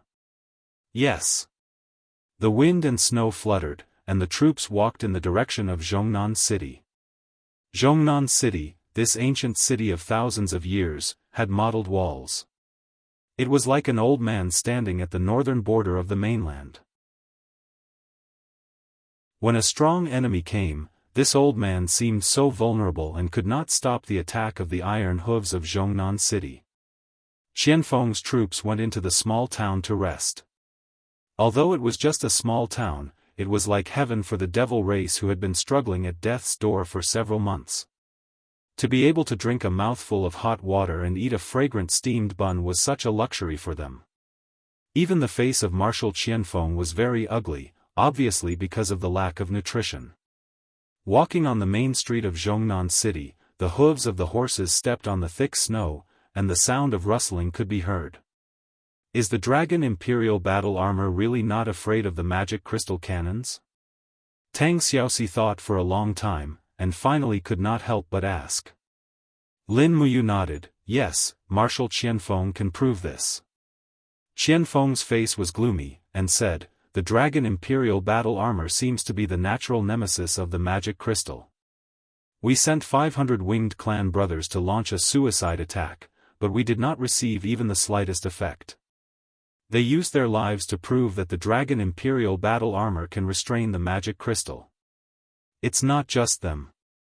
Tang Xiaoxi said in a calm voice, there are also more than 10,000 soldiers from the Longdan army camp who died for the country. They were also stained with blood on the battlefield because of the power of the dragon imperial battle armor. Qianfeng was a little silent, and after a few seconds, he said lightly, "I'm sorry." Lin Muyu felt very uncomfortable in her heart. Tang Xiaoxi's hatred for the demon race was far deeper than she thought. In this battle, the Longdan army camp lost more than 10,000 elite soldiers because of the demon race. This was also a heavy blow to the imperial army. But Lin Muyu was very clear in her heart that she must reconcile this contradiction, otherwise it will lead to a big disaster in the future. Shao Shi, the demon race, is also the victim. He looked at Tang Xiaoxi beside him, and said softly, "Think about it, the tens of thousands of soldiers of the Long Ji Corps cooperated with the Tianji Dragon Riders to cross the northern glacial land bridge, for a surprise attack, and coincidentally, the demon race's army encountered them in the north. In fact, it was the demon race who blocked this knife for our Qin Empire. In a sense, we have to thank the demon race for their sacrifice." Tang Xiaoxi opened her small mouth in shock, and murmured. Lin Muyu's words woke her up from her dream, and made her change her view in an instant. Qianfeng's voice was very bitter. "It's a pity that the price of this sacrifice is the lives of our Majesty and the two princes. Ning is my friend, I won't let her die in vain."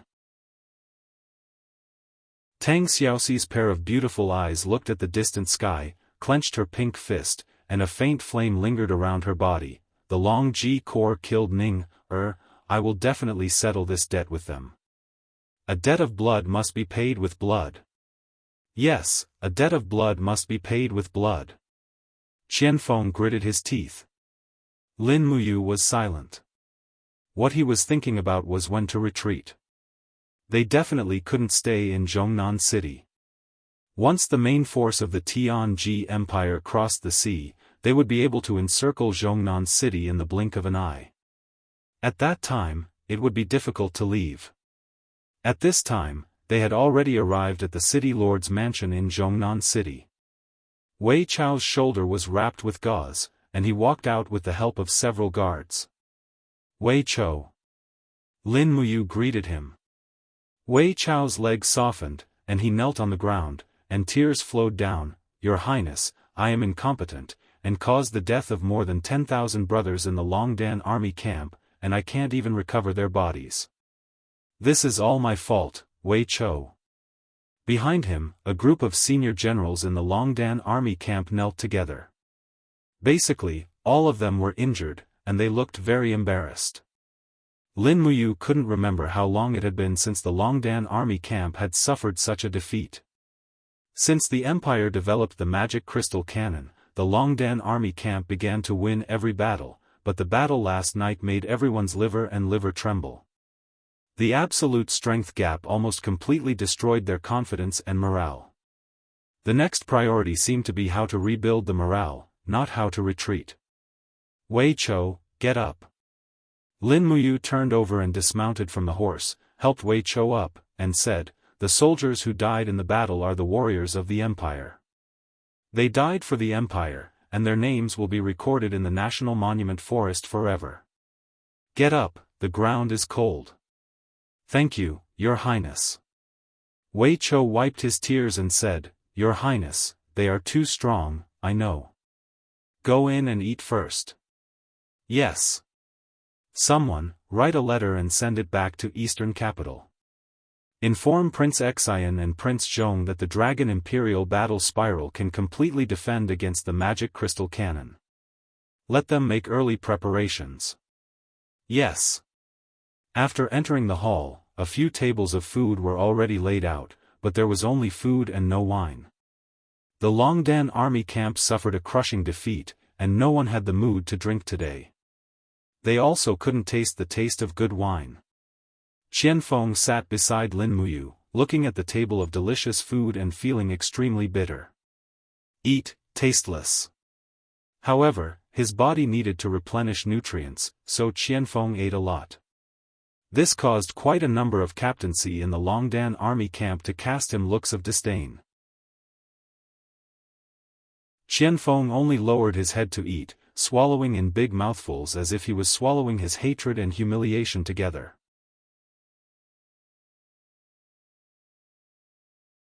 Chapter 8:18. On Dragon-shaped Island, the fog of early spring lingered on the sea, causing one's field of vision to be no more than 50 meters. After many years of operation, numerous artificial islands and reefs were buried along the coast of Dragon-shaped Island to prevent warships from docking from any direction. There was a temporary sentry post every 100 meters on the coast, and a temporary camp every 1 kilometer. Early in the morning, the rain and fog fell from the sky. Spring seemed to have come earlier on the island. Many Iha nation soldiers had already taken off their armor. They surrounded a huge rock and shouted the number of the dice loudly. Their faces were flushed.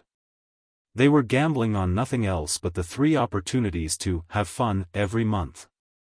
In order to stabilize the army's morale, young Master Qin Huan had set a new rule for female soldiers. Every 100 soldiers would have 1 female soldier, but each soldier could only enjoy the female soldier 3 times a month. Therefore, the chips these soldiers used to gamble in their spare time were not genin dollars, but the opportunities to enjoy the female soldier. Leopard. Leopard. An old soldier with 2 silver stars on his shoulder shouted loudly. He was a centurion, but he looked to be at least 50 years old. When he picked up the cup made of bamboo, there were indeed 3 ones on the dice. The old centurion was instantly ecstatic. He was so happy that the veins on his face were bulging. Ha ha ha, Zhang San, Li Hozi, your 3 chances this month are all mine. Ha ha ha, are you convinced? The lean soldier grinned in disappointment. 3 times in a row. I don't know if it's real. They might have done something. I say, Geezer Wang, you have to take it easy. Can you take 21 chances to have a big fight in a month? Don't sprain your old waist. I heard that there was an old guy in the vanguard who died on the female soldier's belly not long ago. The centurion raised his hand. Brat, you dare to curse me? I'll make you pay for it. However, Li Hozi laughed loudly and ran away as fast as he could. Where are you going, brat? Don't leave your post without permission. Otherwise, if Marshal Ding catches you, he'll give you 100 military lashes. I'm not leaving. I'm going to pee. Humph, a lazy donkey is full of shit and urine. Go, go, come back quickly. Monkey Lee lifted his pants and ran straight to the shore. Looking at the fog from afar, there was a patch of reeds on the shore. He jumped into the reeds and peed while humming a song from Iha country, Big Girl, Fair and Fair, with her 2 *** raised, calling me brother. You're so naughty. I said I don't want you, but you still came. If you come in January, it will be Xianxia. If you come in February, it will be steamed with flour cakes. Little sister, why haven't you come yet? Big brother will wait for you. Before he finished singing, a black shadow suddenly attacked from above the reeds. Pooh! An arrow pierced through his throat and blood splashed 10 meters away. Li Hozi retreated a few steps. His face was full of confusion. His throat was completely pierced through. After the arrow pierced through his throat, it shot straight into the rocks behind him. The feathers were buzzing and trembling. What kind of powerful arm strength was needed to shoot such a powerful arrow? Monkey Lee. Monkey Lee. A soldier walked over and took off his pants with his eyes squinted. Just as he was about to urinate, he saw the corpse lying on the ground in front of him. His body suddenly trembled and his face turned pale. Quick! Help! Li Hozi is dead. Monkey Lee is dead. The soldiers who were gambling in the camp on the shore rushed over quickly. Each of them put on their armor as if they were facing a formidable enemy. However, it seemed that they found nothing except Monkey Lee's corpse. Who killed Monkey Lee? The old centurion held the iron spear and said, "Damn it! Doesn't he know that Monkey Lee's sister is the concubine of His Royal Highness Qin Huan? He's courting death. Sir, listen. There's a sound on the sea, What sound? Why can't I hear it? Listen carefully. The centurion frowned. The surroundings were silent. The sound of the tide came from the sea. At the same time, there seemed to be some rhythmic sounds. It was the sound of paddling. The fog is too thick. Is there someone on the sea? I don't know. What should we do now? Light the beacon fire. Yes. A soldier lit a torch and went straight to a beacon tower not far away. However, he stood still before he came to the side of the beacon tower. What's wrong, Xianxia? Are you possessed? The centurion asked impatiently. Xianxia stared straight at the sky above his head. There was a person. That's right. The person was standing on the beacon tower. He was barehanded, but he was wearing a suit of refined armor. Above him was a huge shadow. It was a giant beast that was hovering in the sky, a dragon.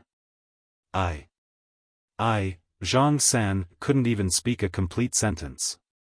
Suddenly, he began to bleed from his 7 orifices. A powerful domain aura that almost made his heart stop beating descended. In the blink of an eye, Xianxia spat out a mouthful of blood. His entire body exploded into a cloud of blood mist. He died without a complete corpse. Oh my God, what's going on? The centurion was shocked. At this moment, the sound from the shore became louder and louder. There was an endless pang pang pang sound. It was the sound of ships hitting the artificial reefs. Following that, extremely dense arrows were shot from the sea. Screams were heard one after another. In the blink of an eye, half of the 100 soldiers in the temporary camp were killed. They didn't even see the traces of their opponents. Raise your shields and defend. The centurion shouted loudly. A group of soldiers picked up their shields from the ground and formed a shield formation. They curled their bodies behind the shields and raised their spears to meet the enemy solemnly. There were no weak soldiers under a strong general.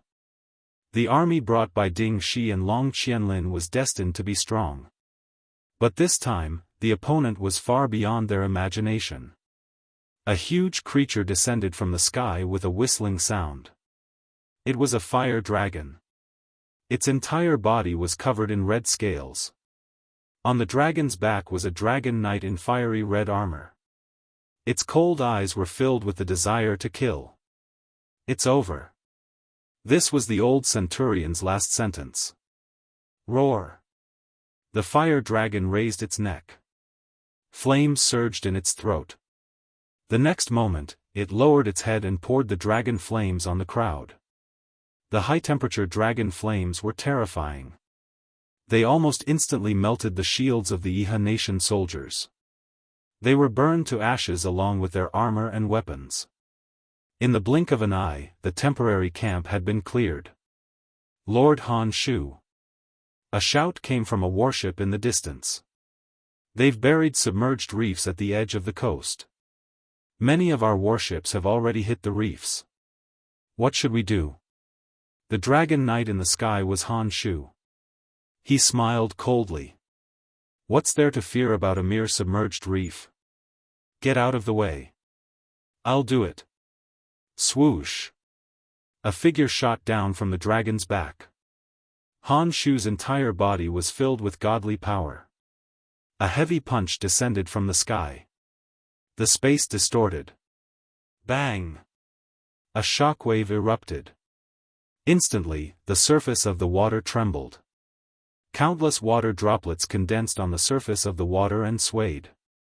The pulsating impact spread out in the seawater. The submerged reefs hidden at the bottom of the water were all shattered. Heaven-shattering fist. Han Shu's proud technique quickly won a round of cheers. The warships began to dock. After the decks were lowered, the cavalry and infantry disembarked. In the blink of an eye, an army was formed on the dragon-shaped island. At the same time, the huge dragon circled in the sky, roaring incessantly.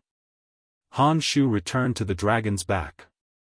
He looked down at the army below and said, "When will the marshal's warship arrive?"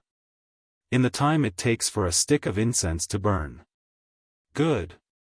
Quickly clean up the surrounding battlefield.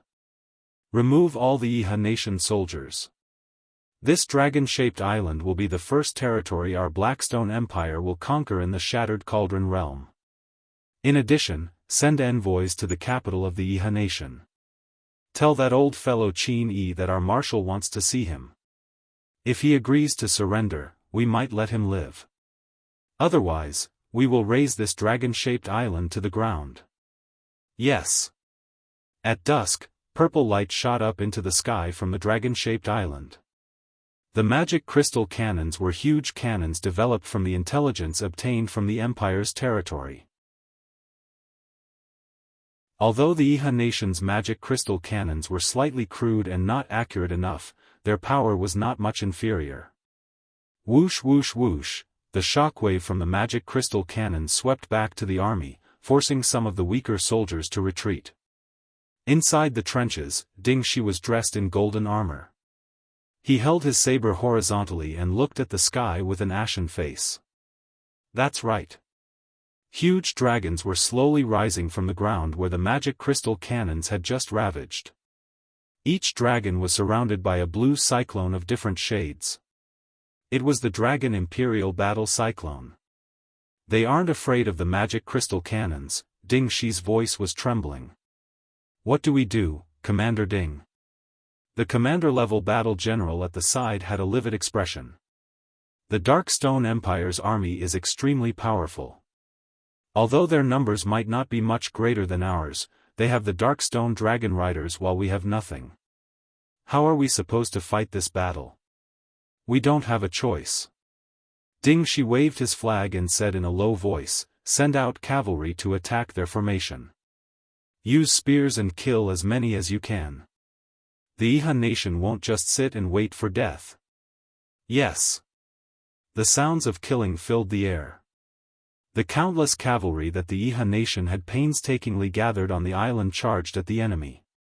However, under the roar of the huge dragons, the fate of these cavalry seemed to have been decided. "Ha ha ha, are they here to die?" In the sky, Han Shu laughed arrogantly.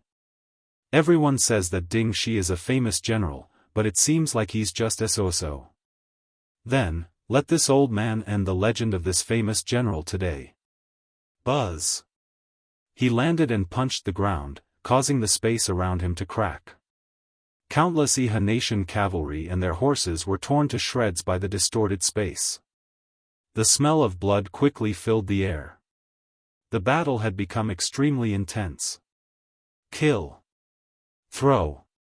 The Chiha Empire's cavaliers that were moving at high speed raised their javelins and tossed them out with a swoosh. The might of the javelins was shocking, and in just a single round, at least a few hundred cavaliers, infantrymen, and archers from the Darkstone Empire were buried on foreign soil. However, the number of spears was limited. Once they were used up, the Iha nation army could only rely on swords and sabers to fight. The dragon cavalry circled in the sky. Dragon breath and sword chi crisscrossed the ground, causing the entire battlefield to become unbalanced.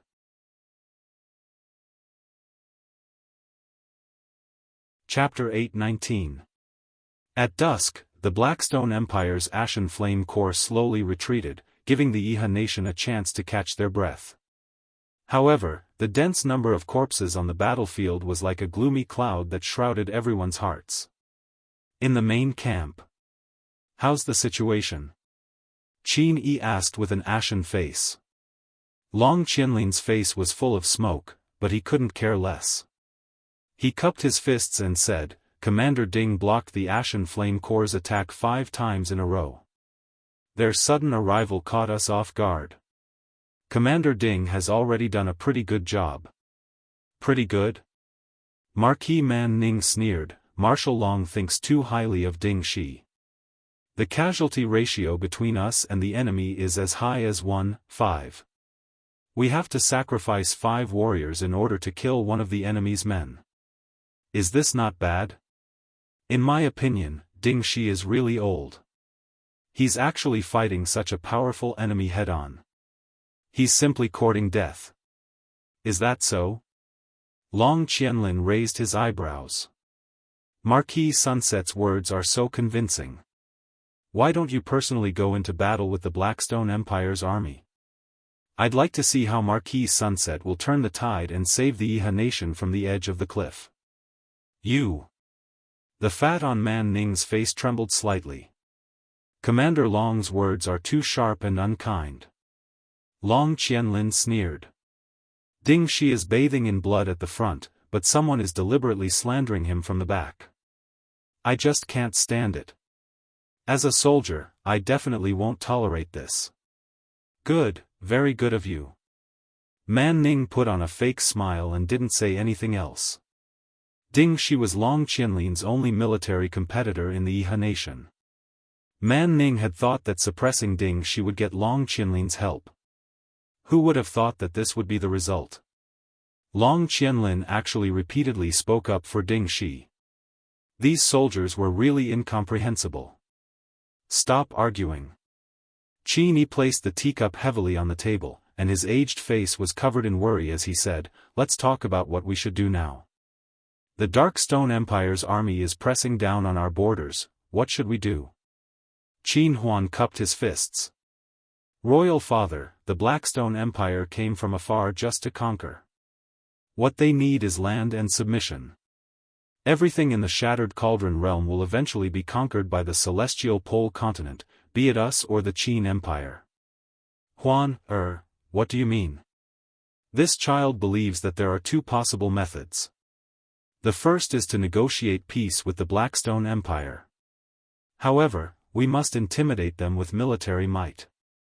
Otherwise, it won't be a peace negotiation, but a surrender and submission. The second is to give up on Dragon-Shaped Island and head to the Empire's territory to seek help from the Empire. The second option is definitely not feasible. Qin Yi shook his head. Back then, Iha country killed Qin Jin during the chaos in Lanyan City. Qin Jin is Lin Muyu's adoptive father. We're like a fishbone stuck in his throat. Lin Muyu will never tolerate us. Let's talk about the first method. Man Ning said, Marshal Ding fought the enemy at the front and lost 30,000 warriors of Iha country in less than a day. How much food and gold coins will we have to spend to exchange for these 30,000 warriors? In this way, even if we fight to the death and intimidate the enemy, I'm afraid that we'll only be left with a group of people with one foot in the grave. It'll be meaningless to the Blackstone Empire. Will they still negotiate peace? Qin Yi muttered to himself. After a while, he raised his head and asked, Marshal Long, what do you think? Long Qianlin was the pillar of Iha country. Qin Yi knew that asking Long Qianlin when he couldn't make a decision wouldn't be wrong. Commander. Long Qianlin said respectfully, if we can fight, we might be able to win back our dignity. If we surrender without a fight, Iha country will become a vassal of the Blackstone Empire. I've long heard from the merchants from the Celestial Pole continent that the imperial family of the Blackstone Empire is cruel and heartless. The Emperor, Shi Yuan, doesn't even hesitate to use the blood essence of young boys and girls to cultivate. Furthermore, the Blackstone Empire keeps a large number of mercenaries and the common people suffer unspeakably. If we surrender to such a cruel and heartless empire, what will happen to His Majesty? As he spoke, Long Qianlin put his hand on the hilt of the sword at his waist and said, His Majesty has 3 royal highnesses in addition to young Prince Qin Huan. The youngest is only 11 years old. Does His Majesty want to see his children become slaves and servants? Even the royal highnesses may become the exclusive toys of the Blackstone Empire's imperial family? Long Qianlin. Man Ning trembled with anger and pointed at Long Qianlin's nose. You're treacherous. How dare you say such arrogant words? Do you still have any commander in your eyes? Long Qianlin glanced at him coldly and didn't say anything. At this moment, the 2 old generals cupped their fists together. Commander Long's honest words are unpleasant to the ear. I hope Commander Long will consider them. Qin Yi nodded and muttered to himself. The smoke from the incense burner lingered. After a long time, Qin Yi raised his head. His eyes were slightly red as he said indifferently, I fully support Marshal Ding Shi. This battle concerns the future of Iha country. We must not show weakness. Commander is wise. Long Qianlin cupped his fists. Everyone expressed their agreement. Man Ning trembled with anger. A bunch of fools, a bunch of fools. All of you can leave. I want some peace and quiet. Qin Yi waved his hand. Commander Long, stay. I have something to say to you. Yes. Everyone left, leaving Long Qianlin standing on the red carpet with his hand on the hilt of his sword. Commander Long. Qin Yi's voice was a little hoarse as he asked, is Iha country's destiny really over? God disposes, but man proposes. Long Qianlin didn't answer his question. He said, to achieve great things, one needs extraordinary courage and skill.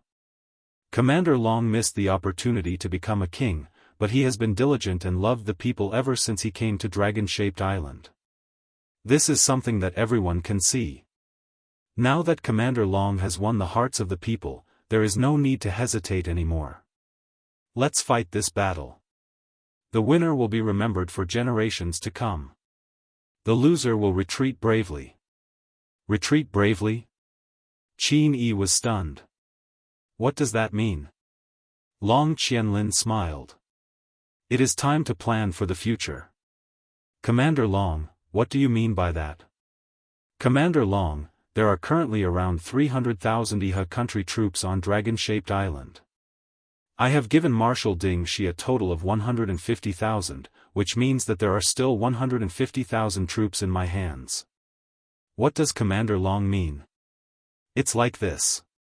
We have been forging warships for many years, but we have only built 1,000 warships. Based on the number of people each warship can carry, at most, 150,000 people. Thus, even if we abandon Dragon-Shaped Island and retreat, we will not be able to take 300,000 soldiers with us. That means we can only leave behind 150,000 soldiers, sacrificing the rook to protect the general. You. Qin Yi was stunned. Commander Long, you want to leave Marshal Ding Shi and the 150,000 soldiers to fight alone on Dragon-Shaped Island? Yes. Long Qianlin's gaze was cold. Commander and young prince, please immediately lead our army to leave Dragon-Shaped Island. This subordinate has already prepared everything. We will head to the southern coast of the Soaring Sky province. There are no imperial troops there. Only by preserving enough troops will we have a future. Then what about Marshal Ding Shi and the 150,000 soldiers? Qin Yi slapped the table and stood up. Do you want me to abandon them? If not for them delaying the nearly 300,000 soldiers of the Blackstone Empire, we would not have had the possibility of retreating. Long Qianlin cupped his fists and said, Commander and young prince, please lead everyone away. This subordinate will lead the guards to the battlefield and defend against the enemy with Marshal Ding Shi. We will either return alive or die on the battlefield.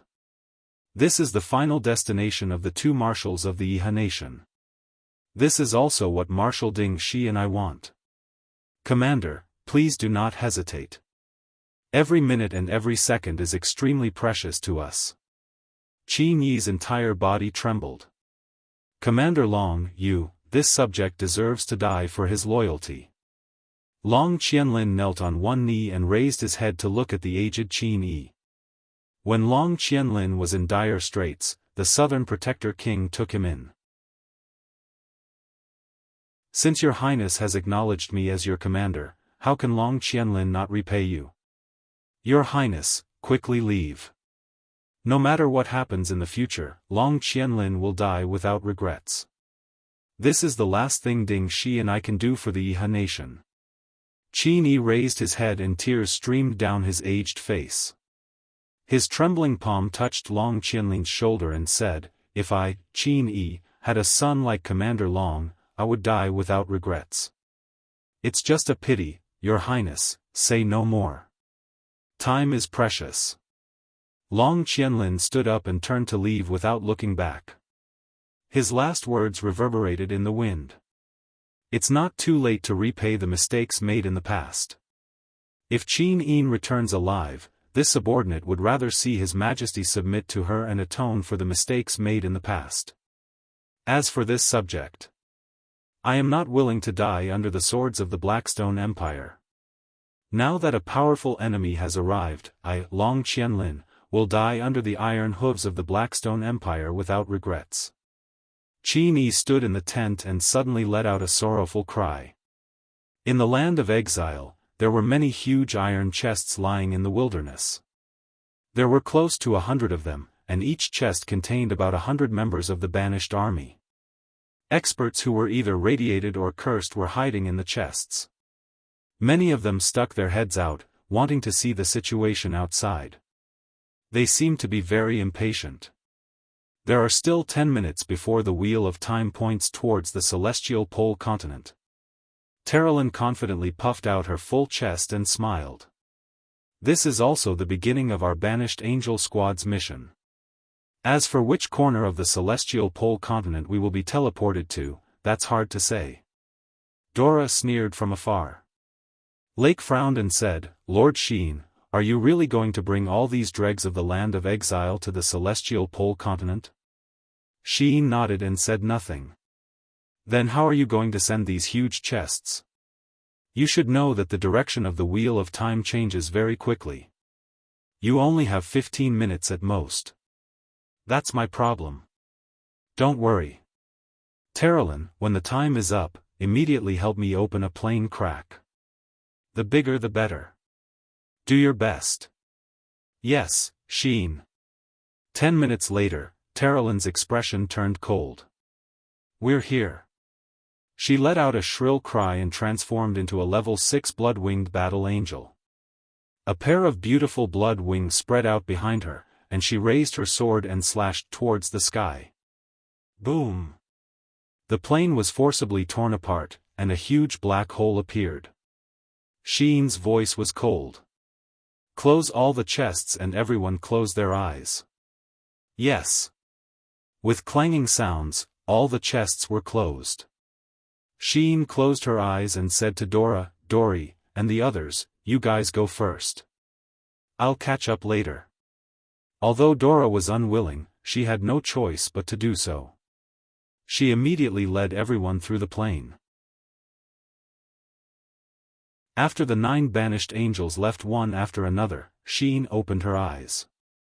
Immediately, a pair of beautiful starry eyes surrounded by golden flames appeared between heaven and earth. A pair of golden wings of light spread out behind her. Like a miracle, she gently lowered her palm. Immediately, nearly 100 chests trembled and flew away under an invisible force, projecting into the alternate space. All Sheen could do was send them away. As for whether they could survive the erosion of the sands of time, that was their problem.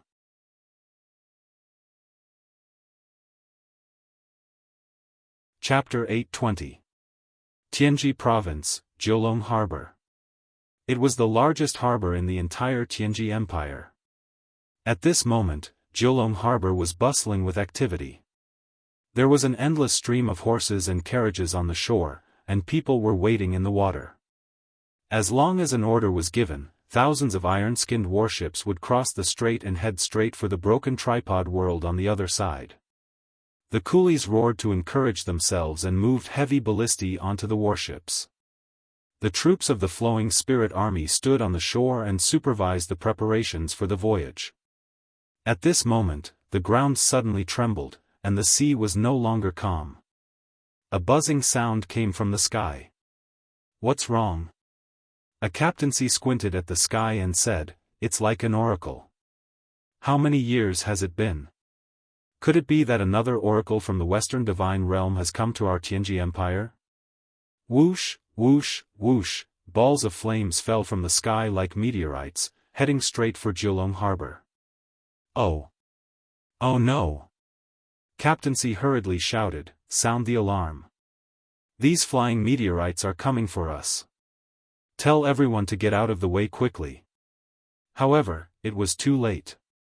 In less than 3 seconds, nearly 100 meteorites wrapped in flames crashed into the shore. Some landed on the shore, and some landed in the sea. Boom! Boom! Boom! The prepared warships were smashed into smithereens. Even the soldiers on the warships who were unable to dodge in time were turned into ashes in the raging flames. Boom, boom, boom. After the heavy blow, the sea suddenly sank by nearly 10 meters, sinking hundreds of warships with it. However, the surging tide in the distance was like a tsunami. In the blink of an eye, at least 200 warships were turned upside down under the huge waves. Cries and screams were heard, and the entire Jianghu harbor was on fire. It was like purgatory on earth. Sizzle, sizzle, bolts of lightning flashed within the flames, bringing with them extremely pure light elemental energy. Within the flames, the figures that were surrounded by walls of light stood up, and pairs of blood-red wings spread out from their backs. There was no need to guess what they were. "It's an angel," Captain C trembled all over. He didn't care about putting out the fire anymore. Kneeling on one knee, he said from afar, "Tian Feng, the commander of the 9th Battalion of the Tianji Empire's Liuji Army, pays my respect to your excellency." A very pleasant female voice came from the raging flames. "Put out the fire and save them."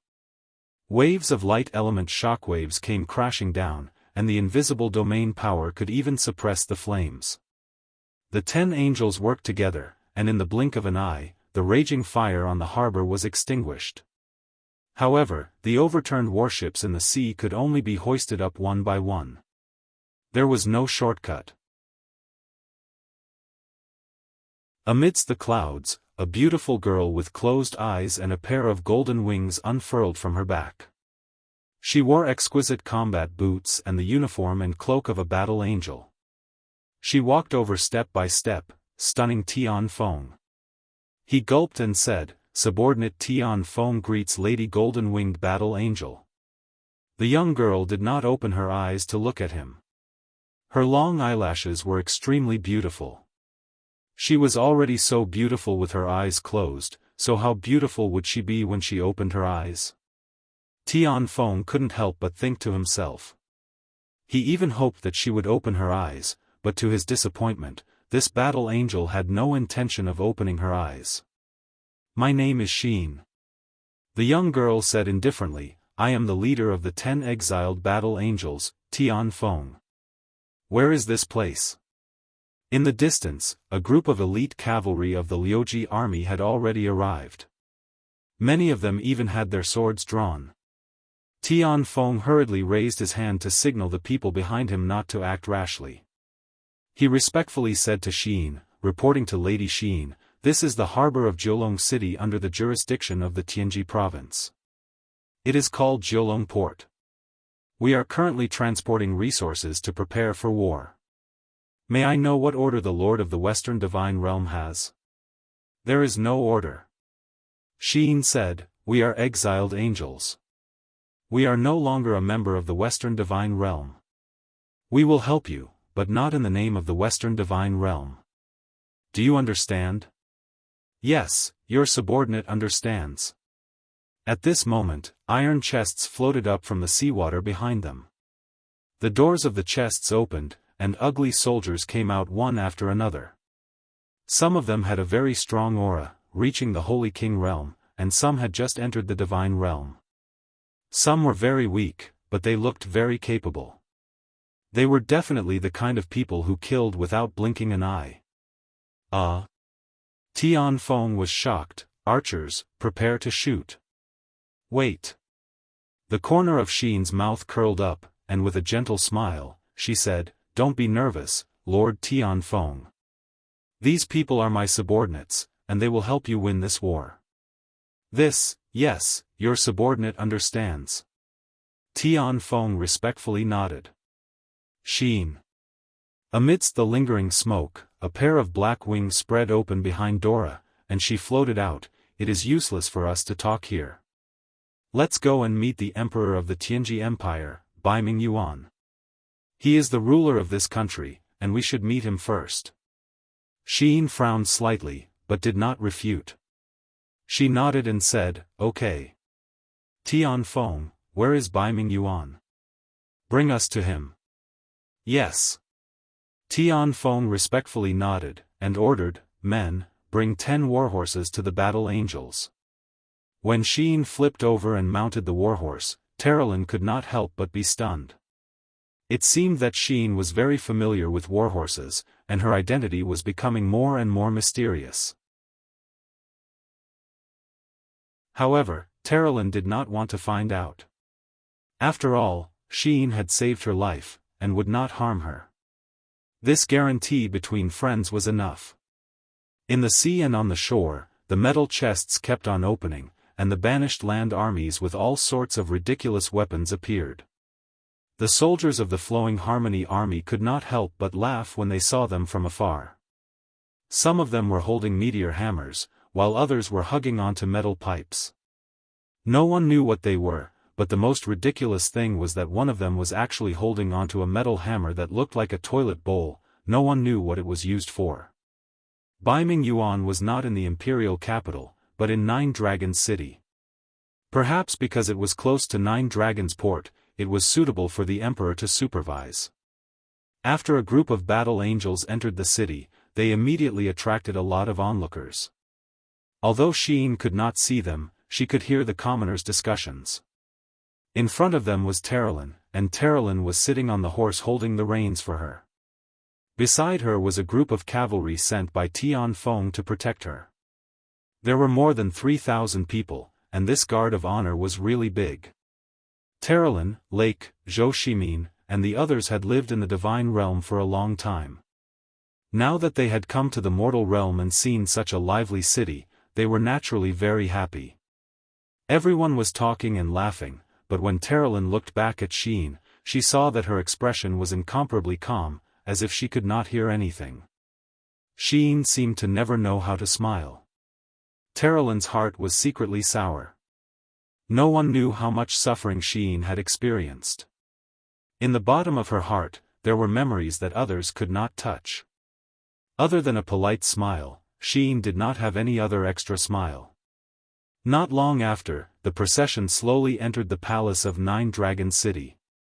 The Emperor Baiming Yuan's palace was very magnificent, spanning nearly 10 miles. There were thousands of pavilions and terraces, and the palace was guarded like a forest. There were groups of palace maids. The Emperor of the mortal realm was really enjoying his life. Terralyn could not help but pout. No wonder some gods would rather cultivate in the celestial pole land than ascend to the divine realm. So that's why. Tianfeng smiled awkwardly. Miss Terralyn, these are just things that the Emperor of the mortal realm should have. It's not only the Western divine realm.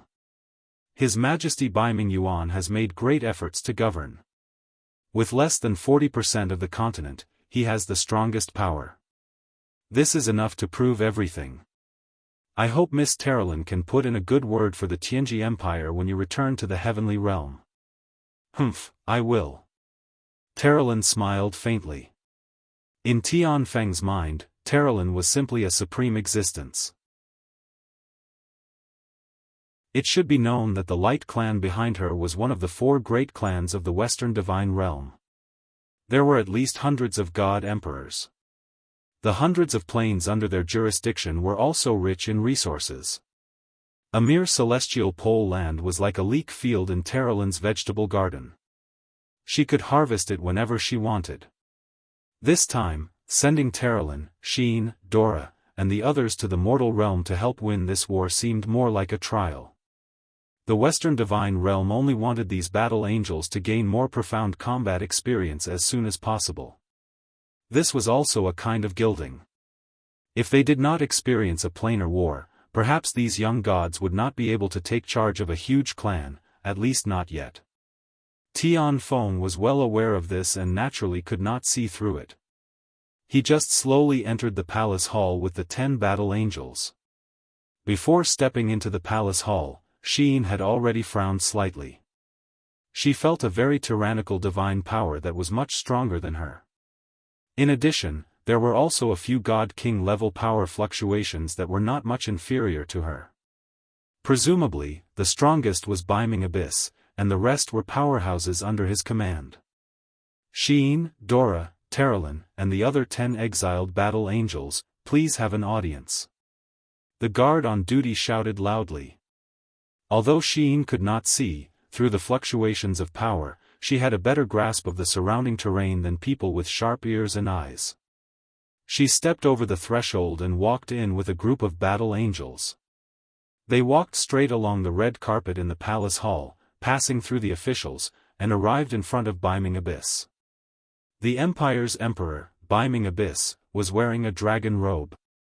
He looked calm, and his cultivation was unfathomable. His eyes flickered with a deep light. After seeing the 10 battle angels enter the palace hall, he immediately stood up, cupped his hands, and said with a smile, "Lower Realm Tianji Empire's emperor, Beiming Abyss, greets the battle angels. Your Majesty, you don't have to be so courteous." Xian smiled faintly. "We came from the banished land to assist the celestial pole continent in accomplishing this grand undertaking, so Your Majesty, you don't have to be so courteous with us." "Thank you, everyone, and thank you, Lord Ruler." Beiming Abyss looked at the sky with sincerity and said, "I wonder if the battle angels have been to the Celestial Empire and the Blackstone Empire?" "No." Xian shook her head. "That's great." A hint of joy appeared on Beiming Abyss's calm face.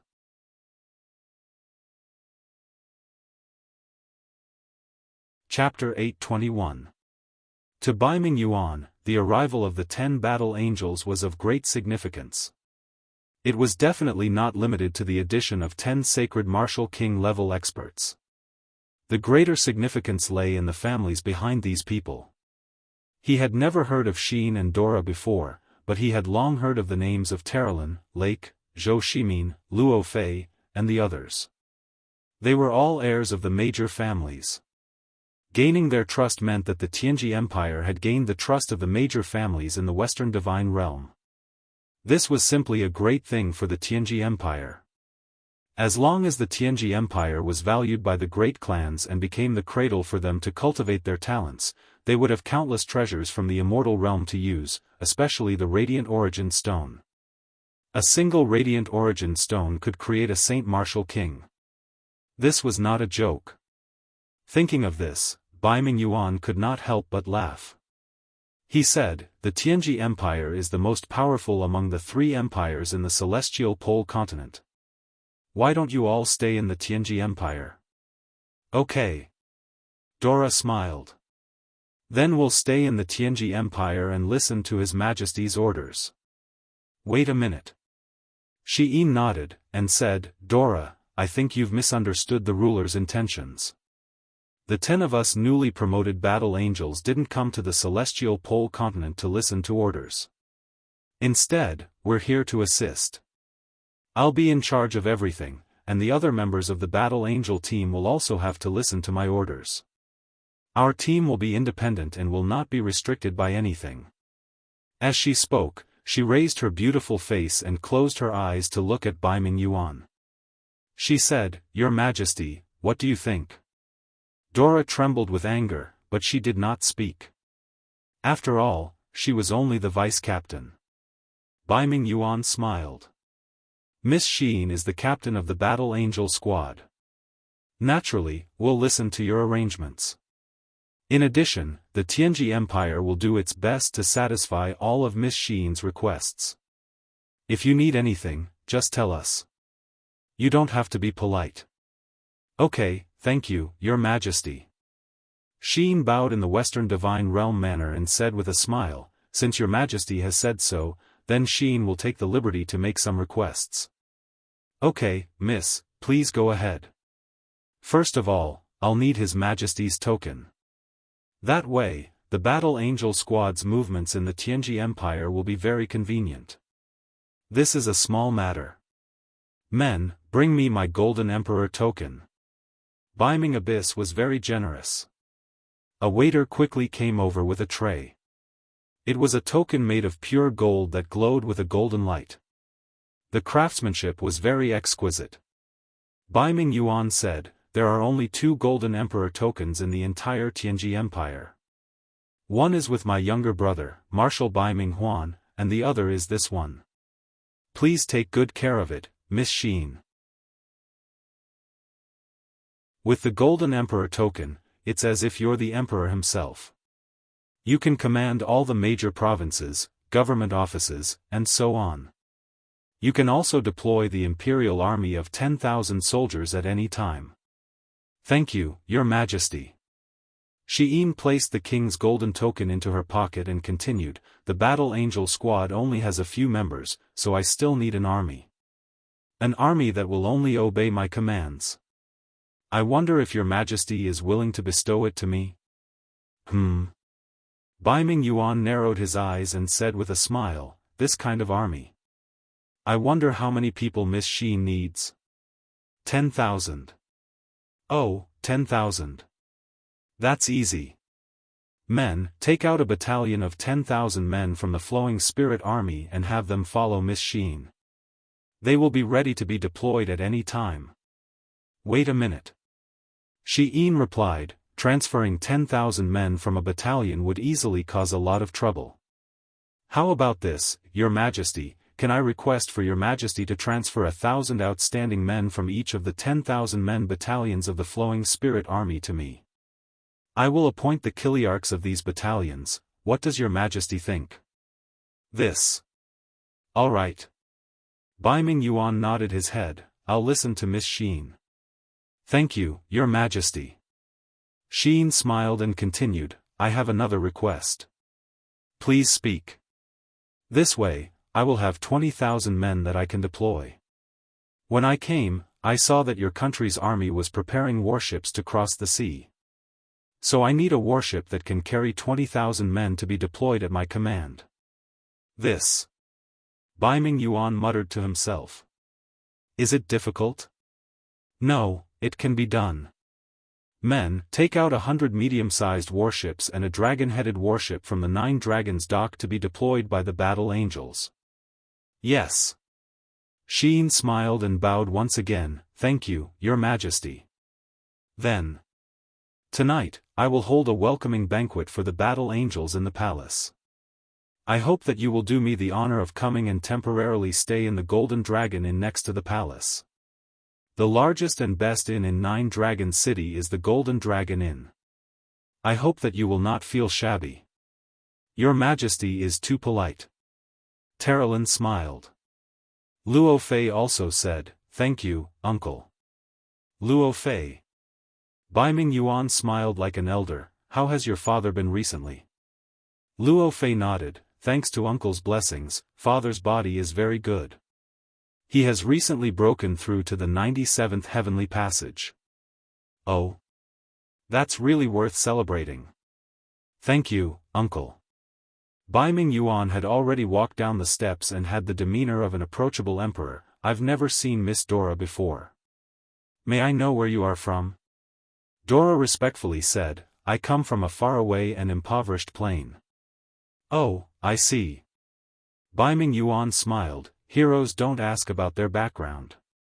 Miss Dora being able to obtain the Battle Angel inheritance is enough to prove your talent and intelligence." Saying this, Baiming Yuan looked at Xin and said, "Miss Xin, may I know where you are from?" "I come from the land of exile," Xin said lightly. Baiming Yuan was stunned. Terralyn saw that the emperor was a little embarrassed and said, "Xin is Lady Xian's sister." This. Shock slowly appeared on Baiming Yuan's face, "So you're Seraph Xian's sister, my apologies for not recognizing you." Terralyn smiled in satisfaction. She came from the Light Clan and was used to such power struggles. Rather than saying which family Xin came from, it was better to directly bring up Xian. After all, Xian had long stepped into the 99th heavenly passage and was the #1 person in the Western Divine Realm other than Ruler Claude. Even the other Seraph Eva paled in comparison. For the past 10,000 years, Shi Yan had fought everywhere and united more than half of the Western Divine Realm starfields with her tyrannical power. This was an unparalleled achievement. Moreover, she was a gentle person and had a good relationship with the leaders of the Western Divine Realm's major families. So in the Western Divine Realm, who wouldn't respect and fear Seraph Shi Yan? In fact, Sheen didn't even know that her sister was so powerful. But she remembered what Shi Yan had said to her before she left. Go and live your own life. So, Sheen had already made up her mind. This time, she wouldn't let herself be controlled by others. Then, we'll take our leave and go back to rest, Sheen said respectfully. All right, goodbye, Lady Sheen. Dora didn't seem to want to leave. She said to Luo Fei, young Master Luo Fei, didn't you say you wanted to chat with His Majesty? I heard that the Tianji Empire's tea is very good. Can you stay and drink it? Bai Ming Yuan couldn't help but laugh. Miss Dora is too polite. Then follow me to the rear hall. Thank you, Your Majesty. Sheen, Terralyn, and the others went to the post house, while Dora and Luo Fei stayed in the palace. Inside the rear hall, there were many palace maids serving them carefully. Clouds of mist lingered in the incense burner, and the fragrance assailed their nostrils. After entering the rear hall, Bai Ming Yuan stopped smiling and dismissed the maids. He asked, Luo Fei, do you have something to say? Luo Fei stammered, actually, it's nothing. Then why are you here? Bai Ming Yuan was puzzled. Dora smiled and reached into her interspatial bag. Suddenly, she took out a dazzling spear and asked, Your Majesty, do you recognize this treasure? Fergus spear. Bai Ming Yuan hurriedly knelt on one knee and said, It's the Fergus spear of Lord Juggernaut. Miss Dora, why do you have it? It was given to me by Lord Juggernaut. He ordered me to do what is necessary when necessary. A hint of pride appeared in Dora's eyes. She said, Lord Juggernaut doesn't fully trust Sheen, so he gave it to me. Your Majesty, I believe you know how to do things, right? Bai Ming Yuan could not help but feel a chill in his heart when he saw the ambition and desire in Dora's eyes. Was this something a young girl should have? Obviously not. However, Bai Ming Yuan had roamed the continent for 7,000 years and had seen many clever people who were scheming and scheming. Thus, he smiled and said, This is a matter of the Western Divine Realm, and I'm just a god of the mortal world. Therefore, it's not convenient for me to meddle in the affairs of the Divine Realm. As for Sheen, she's Lady Shi Yan's younger sister. All the more, I won't do anything disrespectful to Miss Sheen. Dora squinted her beautiful eyes. She thought to herself that this old fox was really cunning. She smiled and said, Your Majesty, I'm not asking you to do anything disrespectful to Sheen. I'm just discussing with you. Can I mobilize the army of the Tianji Empire with this spear? This, Bai Ming Abyss smiled faintly and said, Forgive me for being presumptuous, but most people probably don't recognize the Fergus spear. In fact, many people don't even know about the Sovereign Lord's existence. However, I don't have a third king medallion with me. It's all right. Dora's lips curled up slightly. She said, You can give the order directly. What do you mean? I don't want an army made up of mortals. Humph, they can't even withstand a single blow. What I want is an army that can work for me and turn the situation around. Do you understand? Furthermore, Dora had a sincere smile on her face. As long as you help me, young Master Luo Fei will put in a good word for you when he returns to the Divine Realm. I heard that the Nia family has several radiant primordial stones in their collection. If your Majesty obtains one of them, perhaps you'll be one step closer to the 99 heavenly caves. Dora's palm was gently placed on Luo Fei's thigh. How could Bai Ming Yuan not see it? He secretly felt a chill in his heart. This little vixen is really amazing. She's making use of all the advantages a woman has. Then, what army does Miss Dora want from the Tianji Empire? Bai Ming Yuan asked. I don't want anything else. She stretched out a white, scallion finger and said, I want the dragon riders.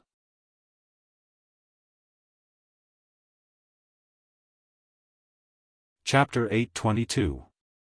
What? The dragon riders? Bai Ming Yuanshi could no longer sit still. I'm afraid that's very difficult. The heavenly jade dragon riders are under the direct command of Marshal Bai Ming Yuanshi. Furthermore, more than half of the Empire's dragon riders are already in the Shattered Cauldron realm. In order to defend against the Celestial Empire's covetous eyes, we still need 50 dragon riders to guard the border. Furthermore, we also need dragon riders to protect the expedition at sea. Is that so? Dora's smile widened. She was so beautiful that it made one's heart flutter. She said, when I came here, I heard the energy pulse of a dragon's breath coming from the side of the palace. There are at least 60 dragons there. Are you trying to tell me that these dragons are masterless, Your Majesty? Furthermore, I'm determined to get the dragon riders. If Your Majesty doesn't give it to me, I'll go to the Blackstone Empire or the Celestial Empire to ask for it. I believe that Shi Yuan and Chen Hai won't reject being the Lord Ruler's representative in the mortal realm. Am I right? Bai Ming Yuanshi couldn't help but sweat profusely. He had lived for 7,000 years, but it seemed like he still couldn't beat this little fairy in front of him. However, if Dora went to the other two nations, it would be very disadvantageous to him. After all, she was someone arranged by the Lord Ruler Claude. If she returned to the immortal realm and said a few unpleasant words about him, the Heavenly Jade Empire might be doomed. When he thought of this, Bai Ming Yuanshi's face turned purple. Actually, I can give you some dragon riders, but not too many. How about this? I'll send 3 dragon riders to listen to Miss Dora's commands. What do you think? 3 people? Dora said coldly, are 3 even enough to fill the gaps between my teeth? I'm afraid that the moment Sheen opens her blazing eyes, they'll all be reduced to ashes. What blazing eyes? Why would Miss Sheen kill the dragon riders? Bai Ming Yuan was dumbfounded. Although he had entered the immortal state long ago, he had spent most of his time in the mortal world. He knew very little about the immortal world. Therefore, he did not know about the existence of the flaming eyes. In any case, Sheen is far more powerful than you can imagine. Otherwise, she wouldn't have received so much attention from the Sovereign Lord and Shi Yan. You need to give me at least 10 elite dragon riders. This number is non-negotiable. If you give me less than 10, I'm afraid I won't be able to keep Sheen in check. Don't forget, you gave her another 10,000 soldiers. Including the bugs she brought from the banished land, she has 20,000 soldiers. Bai Ming Yuan narrowed his eyes and said, I seem to understand a little. I wonder what Your Majesty understands? Dora chuckled. Miss Dora just wants to kill Miss Sheen. Everything else is actually not important to Miss Dora, right? He, Dora laughed coldly, so coldly that Bai Ming Yuan felt a chill run down his spine. At this moment, Bai Ming Yuan wanted nothing more than to kill this little bitch. He had many hidden experts behind him, and they had the ability to do so. However, the consequences might not be something he could bear. What Your Majesty thinks is Your Majesty's business. I don't care. Dora's smile was very uncomfortable. Bai Ming Yuan was also a very shrewd person. He leaned back on his throne and smiled faintly. I don't care about the open and secret fights between Miss Dora and Miss Sheen. Since this is a cooperation, then show your sincerity. If I give Miss Dora 10 dragon riders, what will you give me and the Tianji Empire? Dora smiled. If Your Majesty is willing to cooperate and Sheen dies in the human world, I will definitely put in a good word for the Tianji Empire when I return to the God realm. I heard that the closest plane to the Tianji Empire is called the Cold Star Continent. If Your Majesty is willing, the ruler of the Cold Star Continent will be Your Majesty. It will only take an hour to travel from here to the Cold Star Plain. Your Majesty definitely won't mind. In addition, young Master Luo Fei will also give you a light primordial stone as a thank you gift to your Majesty. Oh, no, it should be 2. Is that right, young Master Luo Fei? Luo Fei's face was livid, but he could only nod. Yes, that's right. If that's the case, then all right. Baiming Yuan was moved. If he could control another plane, it would mean more resources and strength. Moreover, he couldn't break through to the God Emperor realm for a long time. With the light primordial stone, it would be easier. If he could use the army of the Cold Star Plain to join the Tianji Empire, then it would be just a matter of time before he could wipe out the Celestial Empire and the Blackstone Empire. The rulers of these 2 planes would soon be able to establish their own Baiming family in the God realm. That was something that Baiming Yuan dreamed of. Someone, summon the Dragon Knight General Gong Yangjin to come in and listen to my instructions. Yes. In less than the time it took for a stick of incense to burn, a powerhouse wearing exquisite armor walked in. His breath was steady, and the power pulse of 32 heavenly caves could be sensed. He was a Saint Martial King level powerhouse. Gong Yangjin knelt on one knee and said in a low voice, "Subordinate Gong Yangjin greets your Majesty." Baiming Yuan nodded. "General Gong Yangjin, greet these 2. Young Master Luo Fei, the young master of the Nia family in the God realm. Miss Dora, the deputy captain of the Battle Angel Squad. From today onwards, you will lead the 9 Dragon Knights under your command and follow Miss Dora. You are the soldiers that she borrowed from me. When Miss Dora has fulfilled her wish, you will return to Tianji City and wait for her orders." Gong Yangjin was stunned, then he cupped his fists and said, "Yes, I understand. Then, we will take our leave."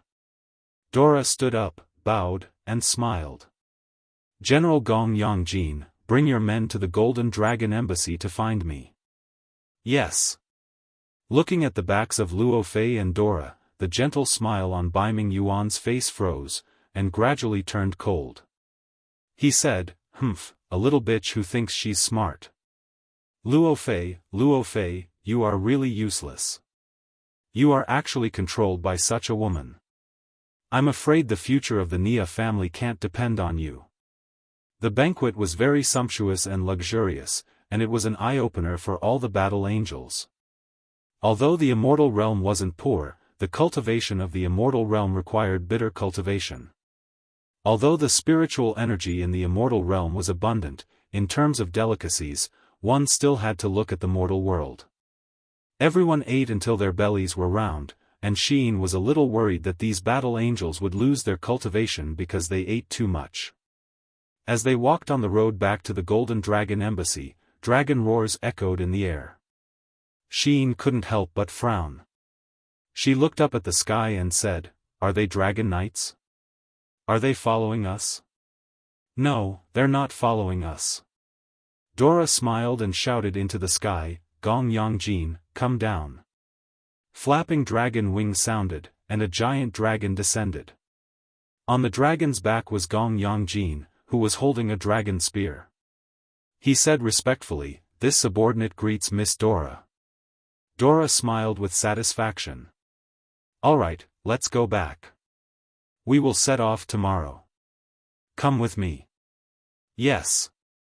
Gong Yangjin led the other 9 dragon knights and flew away. Sheen frowned slightly and asked, "What's going on?" "Oh, it's like this," Dora explained. "Sheen, you have already borrowed 10,000 soldiers from His Majesty the North Sea. However, I'm worried that it's not enough to help the Battle Angel Squadron complete their mission. Therefore, I borrowed another 10 people from His Majesty. However, they are all Dragon Knights, the ones you saw just now." "Dora, what are you trying to do?" Sheen suddenly smiled. Dora's hand tightened slightly as she held onto the bottom spear. She said, "Nothing much. I just want to strengthen our forces. According to what you said, do these 10 dragon knights listen to my orders? Oh, no, they only listen to me. Dora smiled and said, Xian, you already have an army of 20,000. Are you still greedy for these 10 people? One should be content with what they have. Besides, this continent is connected to the celestial pole continent by the Shattered Cauldron realm. You alone can't control such a large territory.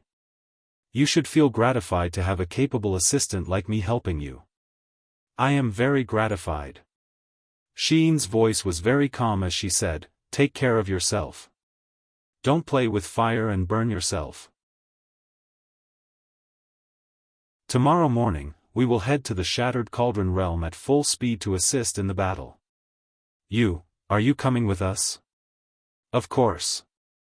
Dora smiled. My dragon knights too. In the night, Terrelin sneered, a villain intoxicated by success. What did you say? Dora's face was as cold as frost. Terrelin, I really regret not killing you in the Forgotten Forest. Don't be too arrogant. Otherwise, you will only have yourself to blame for any consequences. Xian's voice became even calmer. Dora, if you want to kill Terrelin, go ahead and try. I also want to see who will die first. Don't think that you can control me just because you have the bottom spear. With just you alone, you are still far from being able to do so. Dora was so angry that her whole body was trembling. She sat on her horse and gritted her teeth as she watched Xian, Terrelin, and the others leave. Beside her, Luo Fei said, she is the captain this time. Why do you have to be angry at her? Shut up. Dora said coldly as she looked at him. What else do you have other than your skills in bed? You are practically a piece of trash. I really don't know how you can help me. Luo Fei was stunned. His face turned green and white as he stood there, not knowing what to do. Dora smiled faintly. Sister Dora, don't be angry. Xian won't be able to be smug for long. Why do you have to be angry at a blind person like her? Just wait and see. Things will definitely change when we reach Shattered Cauldron realm. Can she really reach Shattered Cauldron realm? Dora sneered. Both Dora and Luo Fei were stunned, but they didn't dare to speak again.